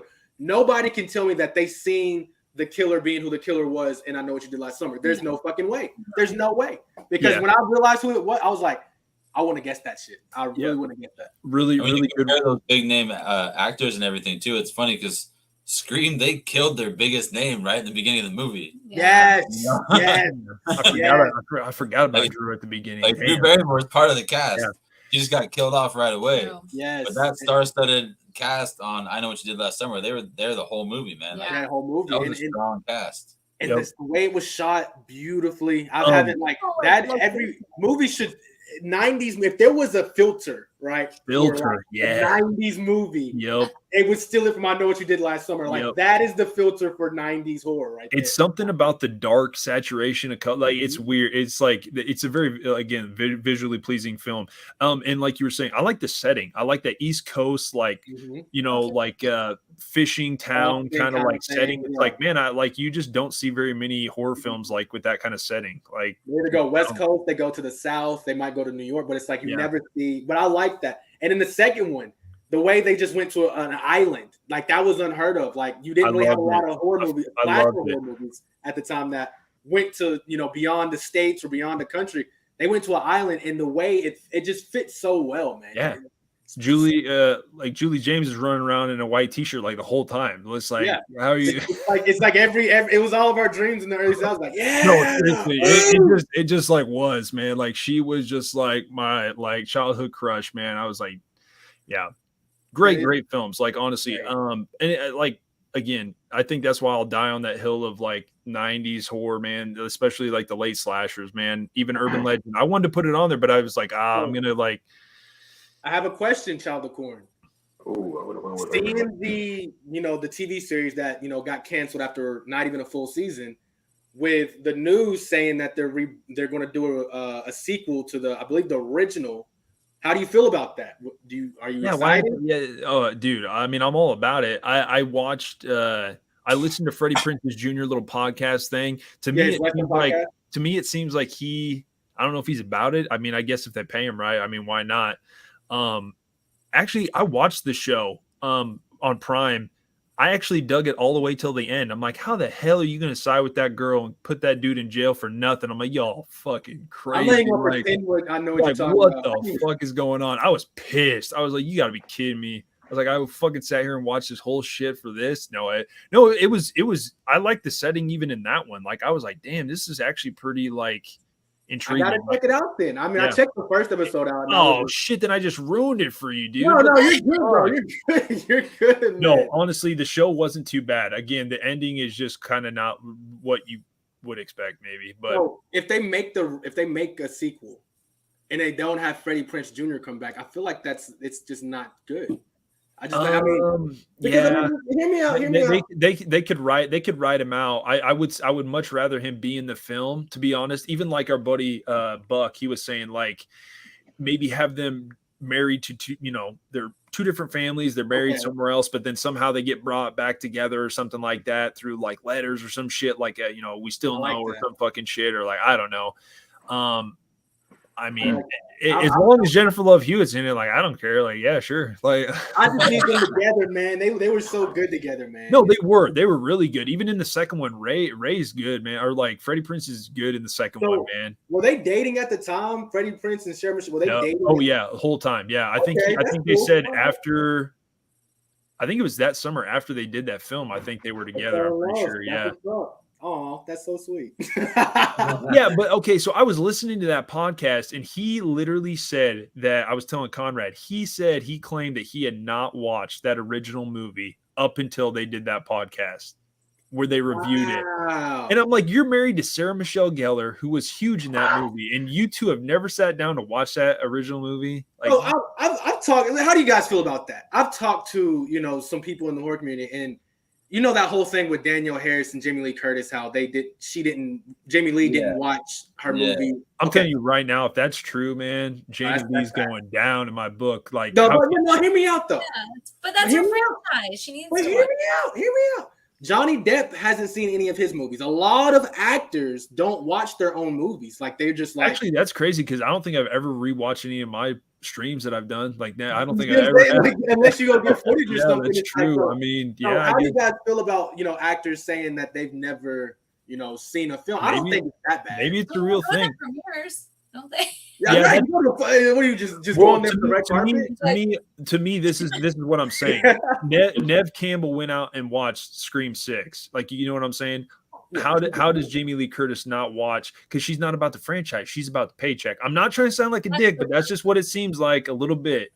This is what I've learned. This is what I learned through my research. So Nev Campbell, she came up as a thespian. She was in theater growing up. She was always in front of the people, right? Nope. And she learned that from Wes, and that's why Wes loved Robert Englund, because Robert Englund was a thespian. He did plays before he was an actor. Jamie Lee Curtis is an actress. She was basically born with a silver spoon in her mouth because of who her mother and father was. So she doesn't really hold the franchise to her heart. To where Nev, this is what built her. So even no matter how big she gets, she's always going to come back to this thing we call horror because this is what built her. Same thing with Sarah Michelle Gellar. I've seen her on different interviews where she talks about Buffy. She talks about I Know What You Did Last Summer. So to me, thank you, Val. Have a good night. Bye, Appreciate you. Thank you. I'm not mad at it. I just, I understand it. I'm not mad at Jamie Lee Curtis. I'm not mad at Freddie Prinze for saying he has because these guys are celebrities, man. They're probably busy. True. Everybody's different too, though, man. Because like some people. We might love the show that they put on, but if they watch themselves on camera, like they can view it negatively and think like, damn, I suck. Like I shouldn't be doing this because the same thing happens in music all the time. Yeah. Some bands they'll record, They'll listen to themselves. They'll make corrections. They'll record. They'll listen to themselves. But some of the greatest artists out there hate the way they sound on recordings. And they I remember Larry sent me a video. Larry sent me a video. He sent me a couple videos of Aerosmith and Steven Tyler. And I remember he sent me one that was crazy about how they made the Come Together song. I think it's Come Together. But with the sugar packet and all that was crazy. But Steven Tyler also said that his first album, right? He didn't like his voice on the first album. So he will never listen to the first album. He'll play the songs from the first album, but he won't go back and listen to it because he just didn't like his voice. I'm gonna be honest. I don't even think it sounds like him. It doesn't. Like when they play what's their big hit off the first album? What's the one song? Dream On. Yeah. It doesn't even sound like him. I'm like, this isn't even Steven Tyler. Yeah, but, and so I get that. Larry's spot on with that. A lot of artists don't watch what they make because when you spend 6 months working on something and maybe it turns out the way you liked it, maybe it doesn't. Maybe you just get tired of that. I know Johnny Depp. He's the biggest actor, and he doesn't watch his films. He hasn't watched. It's so weird because you would think if like the movie did really well, you'd be like, "Oh shit, I want to watch this." You know what I mean? Yeah. See, everybody's their biggest critic. You hear that all the time. Everybody's their biggest critic. And like constructive criticism is good, but you don't give yourself constructive criticism most of the time, man. You bag on yourself. You're like, why did I do that? Yeah. Why do I look like that? Why did I say that? True. And then you start losing who you are. You have that negative like reaction to yourself. Like, why would you watch it? Yeah. Even though everyone else says you're great, you might not think so. And some people, they just don't like being egotistical like that. Johnny Depp, I've read interviews with him and watched. He's like, I understand how big Jack Sparrow is because he dresses up for the Make-A-Wish Foundation. He does all that. But he's like, me personally, I haven't watched a single Pirates of the Caribbean movie. And like, we're all like, how, bro? Like, you're that guy. You're that guy. But he's like, same thing with Nightmare on Elm Street. I read an interview. He hasn't seen the Nightmare on Elm Street. Yeah, he never saw that one. Like he filmed it, and that was it. It wasn't that good, Never dude. watched it. No, I'm just playing. Jokes. He's never watched Nightmare. He's never watched Nightmare. He's never seen it. Anything. No, and it's crazy. Really weird. It's really weird to see, but that's just how some people roll, man. But and then you got people like Keanu Reeves who loves watching his own movies. He loves rewatching his movies. Henry Cavill loves watching his movies. So I just think that if you don't watch your film, then I understand it. You spent like maybe 6 months filming it. Maybe you had a bad time during that 6 months filming it, and maybe you were going through a breakup, et cetera, et cetera. So if you watch that movie, it might bring you back to a negative time. You never know. Oh, I'm like that with music, man. I won't listen to some music that reminds me of chicks from the past and shit like that. I'm like, nope, you ruined it for me. It's over. And I'm like, it's fucking buried. Like, man, and I'll never get to listen, especially if you have like an ex-girl, right? And like if Jasmine's in the room and the song comes on, I'll just turn it off real quick. Oh, all the time, dude. I don't even listen to Zeppelin anymore, man. I don't even shit. Not Zeppelin. No, stop me from that. Yeah, you can't give up Zeppelin, No. man. You can't give up. Done. It's buried forever. I think they're overrated, honestly. I would much rather listen to Aerosmith. I'd much rather listen to Aerosmith. I know he didn't just say Zeppelin was overrated, bro. Jimmy Page, bro, what? Jimi Hendrix is better than him. What do you mean? Why is it Hendrix getting the love? Yeah, Hendrix right here, baby. Hendrix right here. Love Hendrix. No, I know. I'm just playing. So if you're gonna give up Zeppelin, you might as well give up like pizza, water, breathing. Yeah, I mean Zeppelin, that's dude.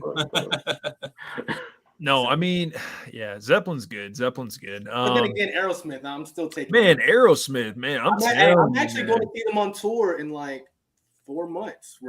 Super fucking excited. I'm gonna throw my boxers on stage, see if he catches them. I don't know. Like Steven Tyler, go ahead. I'm gonna go crazy, guys. It's gonna be crazy. That should be dope. Yeah. Yeah. Okay, so if I just had to ask, like, straight up, like, what do you guys think is the most underrated film? Not personal, just like, what would you think people would agree on?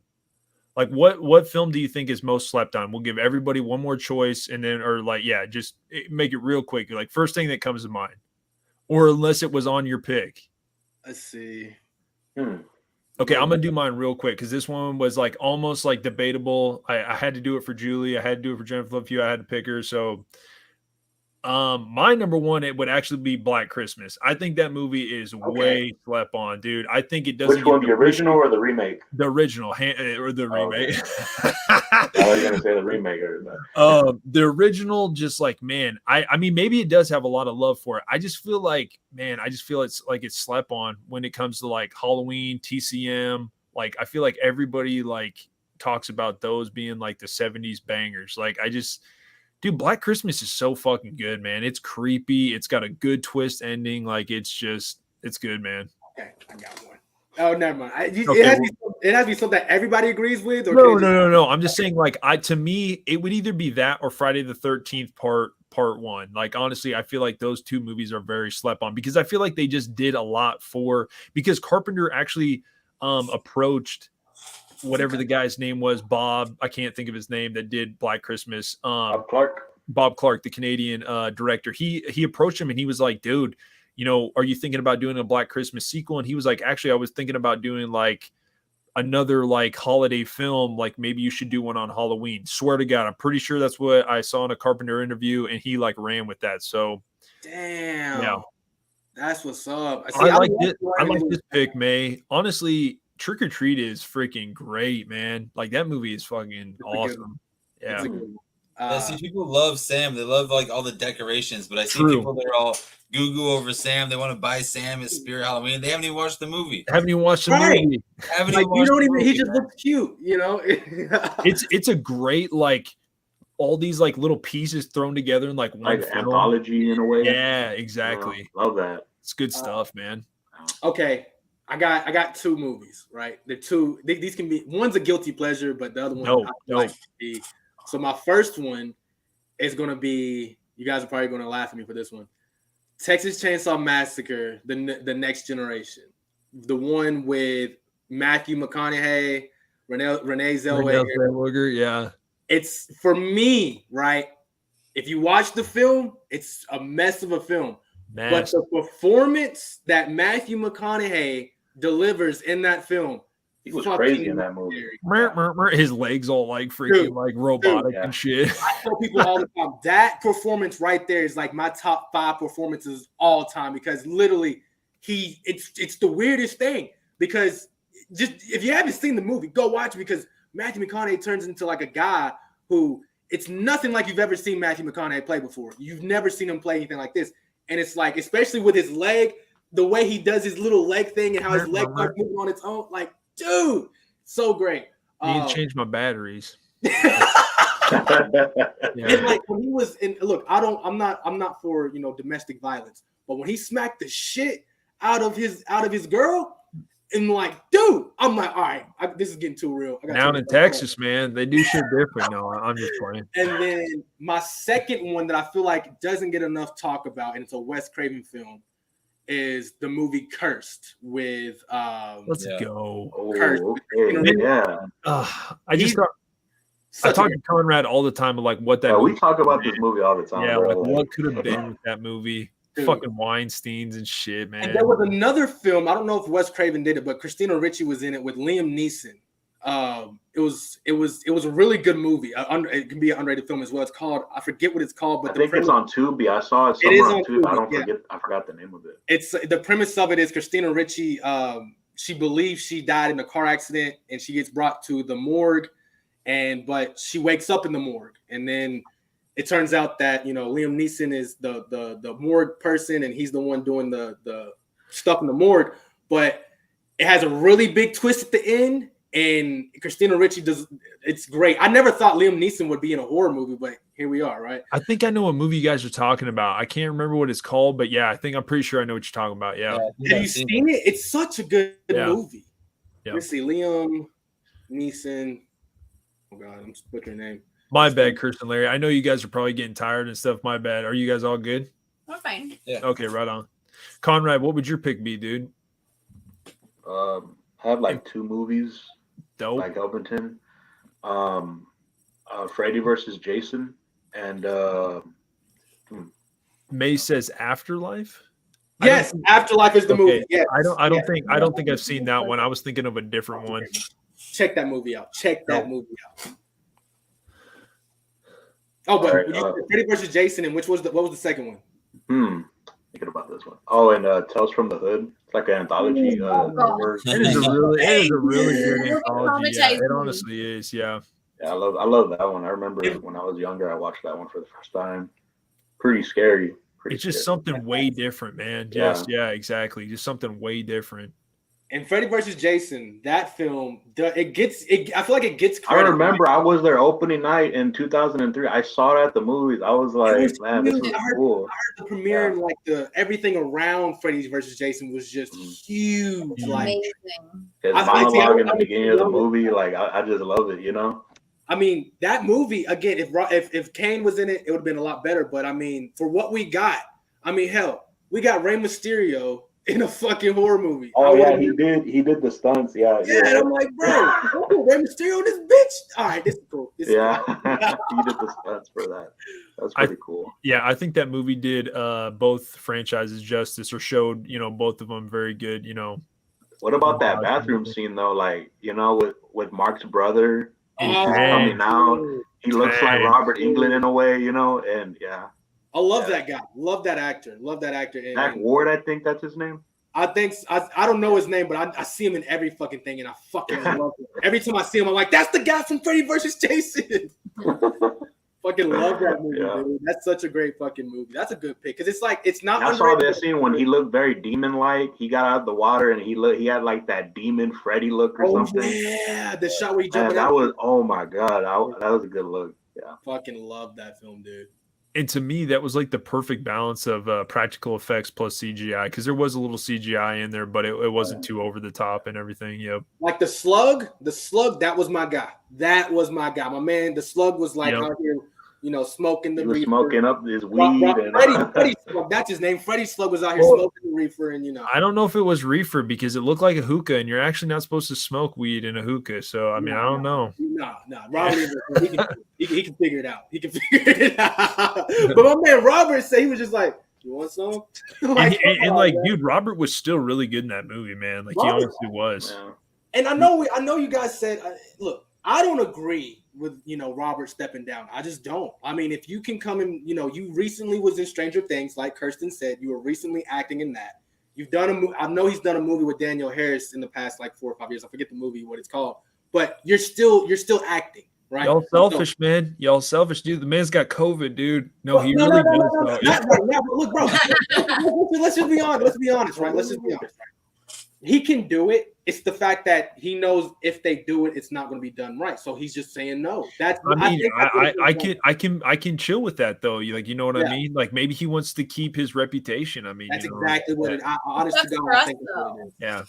Yeah. I mean, that's why he tells people it's my health. But honestly, it's because Wes is not here, and he sees what happened with the last Nightmare on Elm Street, and he wants no part of that. He's just like, I'm good on that, So. But I'm for it. I think if he did do it and you got somebody behind it, but honestly, I don't know who would you get to direct it. I mean, exactly.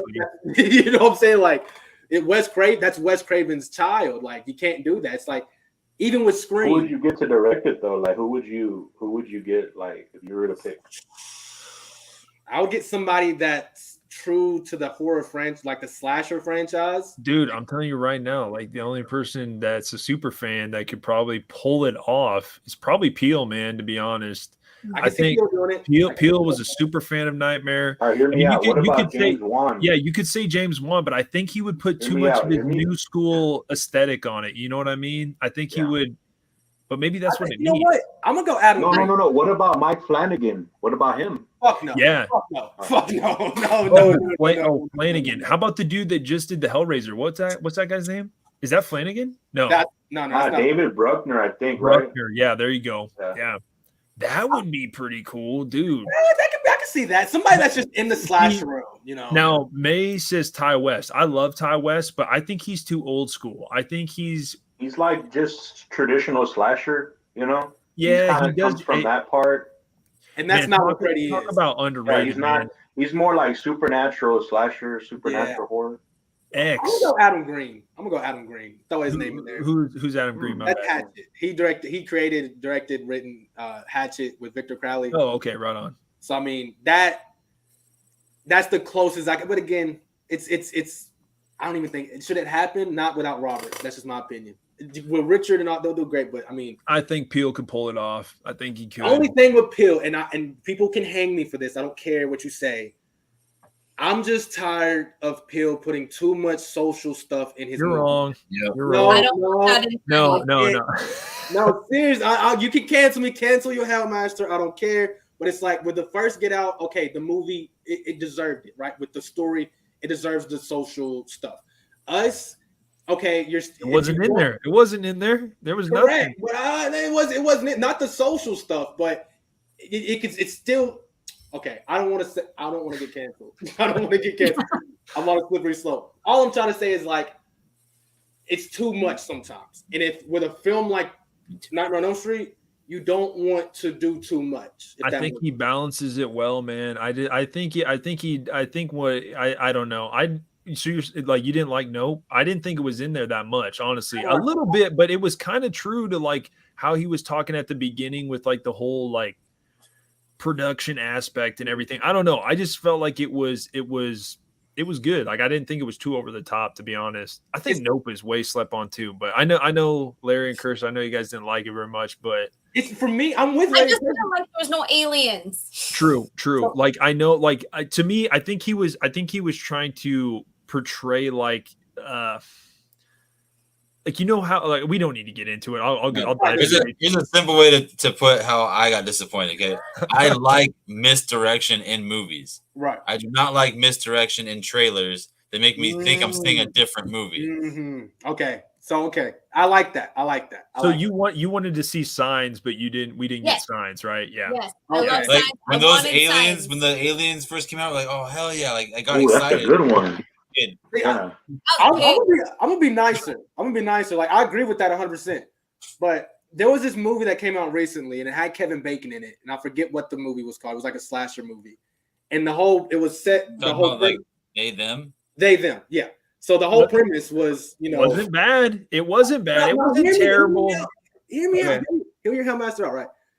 It's like I don't want that from a horror. Like if you want to have a LGBTQ horror movie, then you can have that without throwing it in our face the whole time. And I can say that same thing with Jordan Peele sometimes. Jordan Peele sometimes wants to kind of have that stigma of, okay, I'm going to have an all black cast, or I'm going to have a majority black cast, or I'm going to have this social song or social meaning in my movie. And it's like, for me, that's a big turnoff. Now, when you start doing it too much and you start having too much typecast characters in a film, I don't like it. And it would be the same thing I'll say this, it'd be the same thing if there was an ultra misogynistic straight movie. I'm not going to watch that, and I'm not going to watch a horror movie that's all about white people, and I'm not going to watch that. There needs to be some type of balance. And I feel like Jordan Peele walks the line he walks that tightrope on,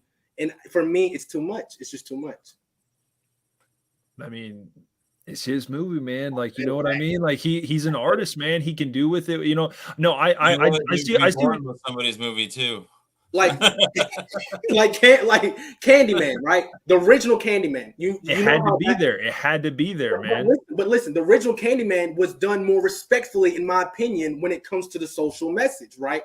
Because you have the correct balance of white and black characters. You have a good storyline, and it's like in these Jordan Peele movies, it's predominantly But dude, this is true. But you could say that about a lot of other horror movies. Like as we were growing up, like, you know what I mean? There was always that thing where like, if there was a black person in a horror movie, they died first. Like, you know what I mean? That is true. So like, I can dig it, man. Like I can dig, however I'm just looking for a good movie with a good twist, with a good storyline. I just want a good, what I mean? Like that's all I'm looking for. I'm more of a total package. I need the whole thing. I need really good actors. I need multiple different races. I need multiple different, sexualities. I think with what Jordan Peele like maybe over indulges with the social aspect, he makes up for with the twist and the storyline and the cinematography. Man, his movies are just beautiful to watch. Man. Like they're just his direction. Him as a director, top notch. One of the best to ever do it. As a writer,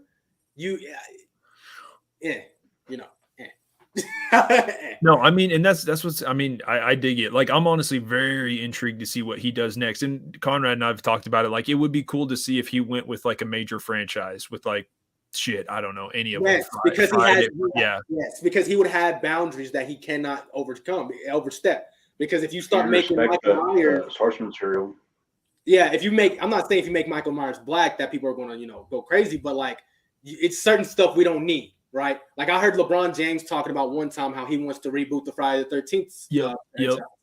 And for me, it's like, okay, if you don't know what you're doing and you're going so far away from the source material, you don't need to be directing the movie. So if Jordan Peele can wrangle himself in and like Rob Zombie, again, why does Rob Zombie get the hate, right, for stepping out of the box, but Jordan Peele doesn't get any hate? Right? Dude, unnecessary rape scenes, dude. I'm telling you. It is the truth, dude. I'm telling you. And fucking all fucking Devil's Rejects and shit. I'm like, dude, this is making me uncomfortable, man. This shit is fucked, dude. Okay. But no, but it's a good story. Like, dude, no, I'm just joking. Rob Zombie does get a lot of hate, and like Larry said, if that was not a Michael Myers film, they probably would have been better. I'm telling you, I like those movies. Like, I don't love the second one, but I don't like absolutely hate it. Like, I don't know. I'm just saying, like, everybody's gonna get criticized a little bit. You know what I mean? Yeah. Just how it is. So I gave my two Screaming Conrad. Yeah. What do you got, Larry and Curse? If you even just guys got like if somebody was just okay. One to add. The Friday the 13th to 2009. Nice. Banger. Banger. That's a Is banger, though. probably my favorite one. Yeah. It's like, I think like going to see that in theaters, I was like, whoa, like they're smashing this right now. Like, this is crazy good. Like how accurately like they're depicting all of this shit. Like, whoa, like this is like a monster film. Like it honestly might be like the best remake ever done. Like, seriously, like I think so. Legit. Like, there's nostalgia to the old school, but as far as like enjoying watching the movie from beginning to end, that's the one. 2009 is probably my favorite one. That's mine too. That because it's from start to finish. It's like what the actual fuck is going on. You know what I'm saying? And I'll say that is one of the dirtbag, the boyfriend, right? Not the one with the lost sister, but the other guy, the dirtbag. That guy's a real dirtbag. All right. I met a lot of dirtbags, but they were standing in line. My man was trying to buy a soda pop, but my man was over here talking to the shopkeeper. Like, hey, have you seen my sister? The dude's like, hey man, come on. He's like, yo, I'm looking for my sister. He's like, look, no one cares about you. You gonna buy something or what? Bro, you're a whole dirtbag. Like, come on. But no, you're totally right, Kirsten. That whole fucking movie is so good. Banger from banger, dude. That might be the greatest remake of all time. And okay, do not hate me, Kirsten. I'm totally agreeing with you. I mean, if we actually calculated it down, The Thing 82, it's actually a remake. So, but we're not going to do that. We're not going to consider it a remake. I mean, even though it is, but like, you know what I mean? Or like original, that version is so iconic. You can't. So iconic. Yeah. I'm just going to say for nostalgia reasons and because I saw it at such a young age on my birthday or around my birthday, I was in 6th grade, 2003 TCM. I had never seen a TCM film ever, had never seen one. And I went there as a young kid and we were just terrified watching it. We were like, Jesus, this is not like what we were expecting. Dude, Jessica Biel, bombshell. Oh my God. Like, she was such a good scream queen. Like, man, dude. And like that movie was just like, we just talked about it weeks after, like forever. And then when it came out on DVD, I got the collector's edition and shit. I was just like, I actually got like 2 of them. But I would say those are like 1 and 2 for me, anyways. I would say that those are like both probably 1 and 2 for the best remakes. Okay, I got to throw one in there.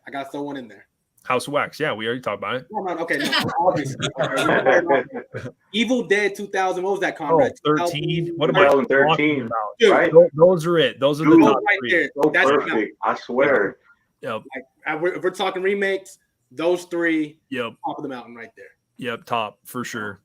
Because that whole Evil Dead movie, like I respect Evil Dead Rise, a little overhyped in my opinion, but I respect it. But the 2013 will forever be my all-time favorite Evil Dead, even over the original. Amen. Yeah, mine too.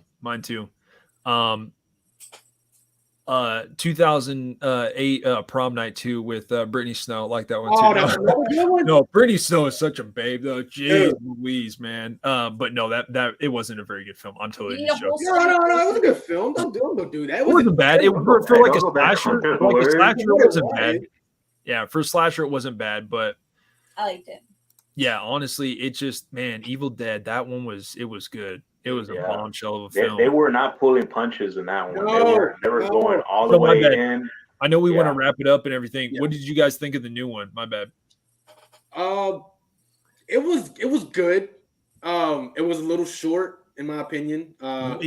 Dude, you're not wrong. You are kind of a little bit right. I thought it would like it does seem like it just like boom, boom, boom, boom, boom, boom, done. Yeah, like But she gets to the house, she sees her mom and everything. It's just really greatest thing about that film is all the references. You have the hotel from Mhm. Child's Play, or like the apartment building from Child's Play. If you listen really close, the score is very similar to Hellraiser in there. The creature at the end is very reminiscent of The Thing. I Yeah. mean, dude, it's got The Shining with the blood elevator scene. Like it's just got, you know. And then what does the kid say? The neighbor kid. Yeah, we're watching all the Freddy movies because they're all fucking dope. And I'm like, you fucking right, dude. You better fucking believe it. You better Like, say that. all Believe good. it, kid. Dude, like that movie, I was blown away. I thought it was really It was good. good. It was a good Yeah, film. cinematography next level, just Great. top tier, just Great. ugh. It's Like- Bruce Campbell had like a voice cameo in there. Like he had Yeah. like he was on the record, and he's like, "It's the Book of the Dead. You gotta destroy it. You should It's, leave know, it. Yeah, don't Okay. mess Yeah. with the Book of the Dead. Now Yeah, I have like, to ask this question. Because I have Larry and Kirsten here, and they are like the biggest fans of this movie, and I just don't understand it. I just can't see it, and I want to know. ends? Oh, come on. Megan, what is up with Megan? I don't No. get it.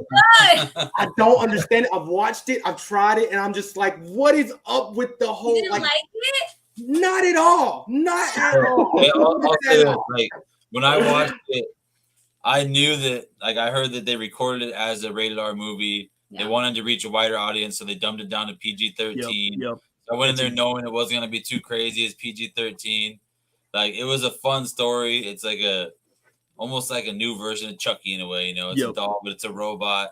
And it was funny. The dances were funny. But I'll admit, dude, when that unrated version came out, I couldn't have been more disappointed, dude. They Yeah. added like 10 Yeah, seconds. right. They added 10 like seconds 10 of blood. seconds of movie. That's it. Like Damn. they were promising like all this brutality, all these extra kills, and all this shit, Didn't and there was happen. almost no change. And I'm looking, So, and I this loved girl, the movie. Megan, I thought it was good for a PG-13 horror movie. It was a fun movie. It was you got funny. shot by it. Every time I talk to someone about Megan, I'm like, look, I got these two Hellcats, Hellcats and Hellhounds, Larry and Kirsten. They die by this movie. They agree. die by it, and I'm I'll just die like, on the hill for Megan. I don't care. and she's I'll on. I'm telling you, there's a lot of people that enjoy it. But there's some people like me that I'm just like, just not seeing it. I'm not It's understanding so it. Fun. It is. I'll give you this. It's better than Buddy. I liked it better than Buddy. That Definitely. was- Oh Child's Play. no question. Not even Child's Play, whatever that was, 19. Yeah. Not good. Yeah. No, I didn't like it. But it was for me. The little girl is so cute. She's very cute. She's the girl who plays Crazy Megan. talented, man. Crazy talented. Dude, feel like Craven she has a Craven future had her role. on his stream, dude. I was like, damn, that's freaking That's pretty what's so dope. like. She has Yeah. a future in horror. Like I'm like it's just that dance, man. I'm like, look, I want to take you serious, Megan. I do. I want to, but it's like the dance with the maybe I'm mad because I can't do the dance. I don't fucking know. Maybe I'm not good at the dance. The no hand cartwheel is like, god damn. Dude, I'm not- that is Yes! insane. Yes! That's insane. Can't do it. She's so talented. She's up there with you know how Quinn Lord from Trick or Treat is an icon. She's definitely. I'll give it to her. Look, it's not my film, but she is damn good of an actor, especially with all the prosthetics she had on. Fucking beautiful.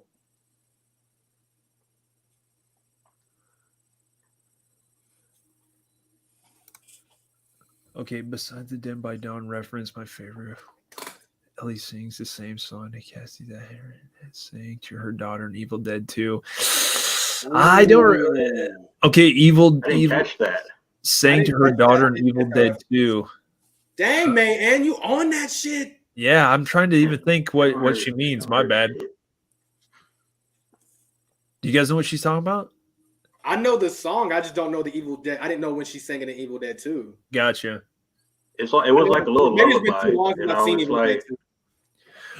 I was just like one of the last things. Speaking of Megan, though, like just think of how freaking like blessed we were to see the great animatronics of Child's Play. Though I'm just gonna say it like one more time. Like, isn't that just like what makes the difference though between like, man, dude, like everything they had to portray or like put into that doll to make it work like it did, and just everything to make the man. It's just like we were so lucky to get that shit. I Brandon had that good verses though. It was like Megan against the Orphan. That's a good verses because man, Orphan is so iconic. Like that twist ending of that movie is. That's what I'm saying. That's crazy. That's up there. That's what it's like. Megan, I respect her, and for Kirsten and Larry, I respect Megan. And I had fun with it. I had fun with the film. It was good. I don't like the hype to it. That was it for me. The hype to it was just like Larry said. It's like just fun for me. It was fun. Now the hype behind it, like this is it. This is that movie. And I'm like, look, this is what happens, y'all. You start hyping up a movie too much. And then I see what she's saying here. Oh, okay. Sorry, my bad. No, you're good. Yeah, to get Cassie to open up the door. Yeah. So is there going to be a sequel to Megan? Is there going to be a sequel? Probably more than likely. Oh yeah, there's going to be a sequel. There's no it was question. announced. Okay, yeah. We'll see. Well, I'll give it another try. I don't hate it. Again, for me, it's like a 5 out of 10, 6 out of 10. Halloween 6, 10 out of 10. Don't worry about it. He had to just stick that one in there. Why not? No, in all honesty, as horror fans, we're all like really lucky, man. They put out some banger fucking films. We got this whole day planned out. Dace and I, Larry and Kirst, we're gonna be playing Pokemon Go like all day. So just be ready for possible invites. Tomorrow. Yeah, that's what I'm saying. It's like some like special like 2 to 5 day or something like that. So yeah, y'all are trainers. You guys are trainers out here. All right, Monster Squad, homie. Monster Squad. All right, that's cool. If you guys want to play some Yu-Gi-Oh, I'm over. Did any of you guys go see Boogeyman? I haven't seen Boogeyman yet. Yeah, we might go see it tomorrow if it's available. You have a deck of cards? I've seen it. It's without spoiling anything. I mean, look, I don't know about you guys, but for me, I don't like kids in horror because I feel like it just can't be done. There's only a certain like the Babadook kid. Yes, mommy. Yes, you're just like shut up. And it's like that little kid was annoying, man. I'm sorry, but it's like the It remake, great with kids. I love the kid aspect. Yeah. Oh yeah, they did that. Stranger Things doing amazing with the kid aspect, but certain movies can't have kids in it, and Boogeyman is one of them because if you look at the original, right from 2005. It was only about him being a kid for like maybe the first 10, 15 minutes of the film, and then it switched over to him being an adult. Oh, this is a sequel? Yeah, no, this is a remake. It's a remake, right, Conrad? Yeah. Because the original one came out. No. The original was like its own thing. Remember, like 2005. That was like totally different. Yeah, I remember that one. No, it's basically the same thing. It's the same premise. Wow, dude, you're ruining it for me. Besides, this time the 2005 version was POV from the guy. Like the 2005 version was when his dad got kidnapped by the boogeyman when he was a kid, and then it flashed forward 25 years later, and it picks up from there. With this new boogeyman, the same thing basically happens. I'm not going to ruin the movie, but it's about a family dealing with the boogeyman. But this time it's from the perspective of the children and not the adult. And for me, children can't express horror like that. Like it's just they just. First off, I don't know where May like went and got her freaking bachelor's or whatever in like horror, but like Jesus Christ, dude, she's got like all these facts. Like damn. She's fucking feeling it tonight. So most likely Stephen King probably isn't gonna like it. Most likely. 2005 is way better. I love the 2005 version. It's way more fucking creepier. It's it's grimier. It's dingier. It's early 2000s. Where this one, it relies way too much on the scares, and you can see the scares coming. And to be honest, I don't know if that's the same little. Do you guys watch Star Wars? You might watch Star Wars. No. Big time nerd, dude. Okay, you might watch the Obi-Wan series. Oh man, I knew you were gonna say that. I didn't watch it all the way. Okay, is that the little girl from Obi-Wan in Boogeyman? I'm not sure if that's her or not. I don't know. I haven't seen Boogeyman. Okay, I'm gonna guess that it probably is. I bet it is. Yeah. Yeah. So I loved her in Obi-Wan, but in this movie, you can tell that she knows it's a horror movie. She's not scared, kind of thing. But I'm not trying to hate on it, guys. I promise. Are you guys gonna go see Flash or the Spider-Verse movies? You know it. You know it. Hell I'm yeah, gonna go this dude. weekend. I'm gonna go see Across the Spider-Verse this weekend. I think if we don't go see Boogeyman, we're gonna go see that because Go dude, see I'm that. so stoked for the Flash though, man. Oh fuck, I'm so stoked for it. I'm here. Can't the wait. first one was like the animation was top notch. Top notch, dude. It was a the first 95. Spider-Verse. It looked at it last night, 95 on Rotten Tomatoes. That's fucking Good dope. movie. That's a good movie. Nice. Okay, guys, my bad. I feel like we've been on here forever. I You're didn't good, think it was though. going to be You're 3 hours good, though. I and 30 mean, like, minutes. we're just But chilling, you know. yeah, We're I got to vibing. get to bed because Yeah, I got to fucking all meet good. Dace early in the morning. But yeah, we're going to be playing Pokemon Go all day and stuff. So if you guys are around or available, if not, it's not a big deal. I don't know. I think it's supposed to rain all day tomorrow, so that's what's going to suck. Fuck, man. I don't know. We'll Drive in see. the car. That's what we do. No, Rob. pretty much that's what it's probably going to end up being, Yeah. even though we have like some really cool parks and shit. But You should remember you got to drive under 25 to spin a stop, and you got to drive under 6 if you want to catch the ball. dude, am I ever I've been using my fucking incenses, not a Galarian bird in sight. Dace played for 2 or 3 days and a Galarian bird showed up. And I was like, dude, this is fucking Oh, the bullshit. dailies? I've had it pop up twice. See, she didn't have a master ball at the time. So like, yeah. So our friend Ryan had one of those pop up. He used his master ball. He got like a weak ass 1-star. 1-star. Damn. Yeah. Damn. I think if the CP will tell you everything of like what the IVs could be. So dude, some people are way big into it and stuff. So yeah, they can read that shit right off the bat. Thank you, May. I appreciate it so very much. Thank you for staying with us for so long. Awesome in the comments. Great knowledge. Anybody else that's still there, thank you guys for, tuning in. If you guys watch the playback, appreciate it. You guys want to say anything or like do any plugs or anything? Helvington, you got anything going on? Just come over to the Hell Zone, man, and we're over doing the same stuff we've been doing. I don't know. We do horror movie reviews and we're doing gameplays and we're watching movies. And we need to do a watch party some night. We should do that sometime soon. Dude, That'd be dope. I'm doing like watch parties on Instagram Live now. It's the craziest thing. Like they're not stopping me. The copyright police are not stopping me. YouTube, they fucking stop me. Oh yeah, definitely. Instagram seems a little more lax for sure. Yeah, but super lax. Like we watched Scream 6 the other night on Instagram Live, and we gave our live commentary to it. We had people in the comments, and like we're watching it on screen together on Instagram Live. It's the craziest fucking thing. So if you guys Notifications anymore. Yeah, so I don't even know when people are lying. I'm like, my Instagram is like, so it's in the process of like me working it out because people have told me like, you're not the only one that says, I don't know when you're going live. I don't know when your story's being posted. And I'm like, dude, I have people set, but I don't get it's ridiculous. Like May Ann, she'll show up late and she'll be like, I didn't know you were live. And I'm like, damn, I've been live for like 2 hours. So it's like, and I don't want to like, I hate like being that guy who's like, let me send everyone a notification. Cause it's like, nobody wants to be that guy, So yeah. I will definitely make a post, but like, guys, I'm always live. I'm always doing something. If you guys ever want to come over and hang out in the Hell Zone and watch some movies on Instagram Live with me, or if you just want to fucking do a review, I don't want to be on the channel. I need people to come on, so I don't have to do it. I'm trying to get a hold of one of those Scream 3 posters. That's all I'm saying, man. I want what Conrad has down there. I see those gems down there, buddy. Stop playing. Stop playing, bro. I see the original 96 down there. You're over there playing. You see that? I got a crow. I got a little crow artwork right there.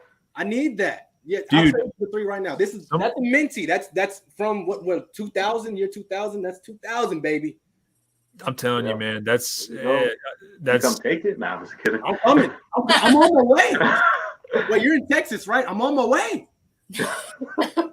Yeah, I know. No, I honestly, poster collecting has actually been like one of my favorite like little hobbies, man. It's dope, especially when you find originals and shit. Like they're well worth the price. Yep. Oh, fucking fun! I cannot wait. I have like 4. I have a Seed of Chucky. I have a Paranormal Activity 2, and a couple other ones that I haven't put up. But I'm super fucking excited about that. I got like this little. It's like a horror rug up there. It's like I got this guy who does a business and he makes horror rugs. It's super cool. I got to send you a picture, Larry. It is the fucking coolest thing. Dope. But other than that, man, I'm in the Hell Zone. I'm over here burning up in the Hell Zone. Come catch me, man. Come catch me in the Hell Zone. I need help. I miss you guys. This has been so much fun. Yeah, like, dude. Honestly, this is what I'm trying to say. We should try to do this more often. this was the Maybe first. maybe not 3.5 hours, but we'll try it. We should try to get some more in. We're going like 4 hours. I didn't even notice. Yeah. This is I've missed you guys like crazy. I've been so busy with these hellions over here in the hell zone. That's like you guys are my core 3. Like I love you guys and I miss you fuckers. Like oh, fucking love your faces.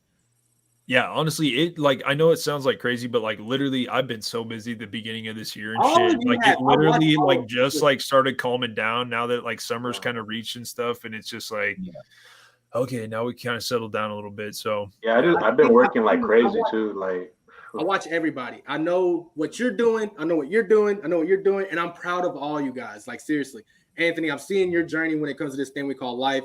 Conrad, you're doing great. Larry and Kirsten, I'm so proud of the Hell Pups. You know what I'm saying? That he just the youngest one just won a trophy in soccer. You know, love it. Everything. I watch Love it. everything. I love you guys, man. So even though we don't get together as much as we should, it's always love. It's a great thing about social That's media. fine. Yeah. Yeah. Great thing about social media. Definitely good job. so many wonderful people, you know. I love you guys. You guys are awesome. Let's do this again. Don't be a stranger. Don't be a Yeah, stranger. we're- Calling. Well, Conrad and I are gonna try. We're gonna hop over to Conrad's channel and do another one of these. Sort of like we're not for sure what the topic is. Maybe guilty pleasure. Okay. Maybe like a remake thing or something. But we're gonna try to start doing these like every like maybe two a week on at least on my week off and stuff. So Yeah. Down, and I'll be there in the. If I'm not in the comments, I'll be Yeah. just Nope. let me know. I'll be Nope, here nope. on screen, comments. We'll be I'm watching. here. Yeah. I'm here. Nope.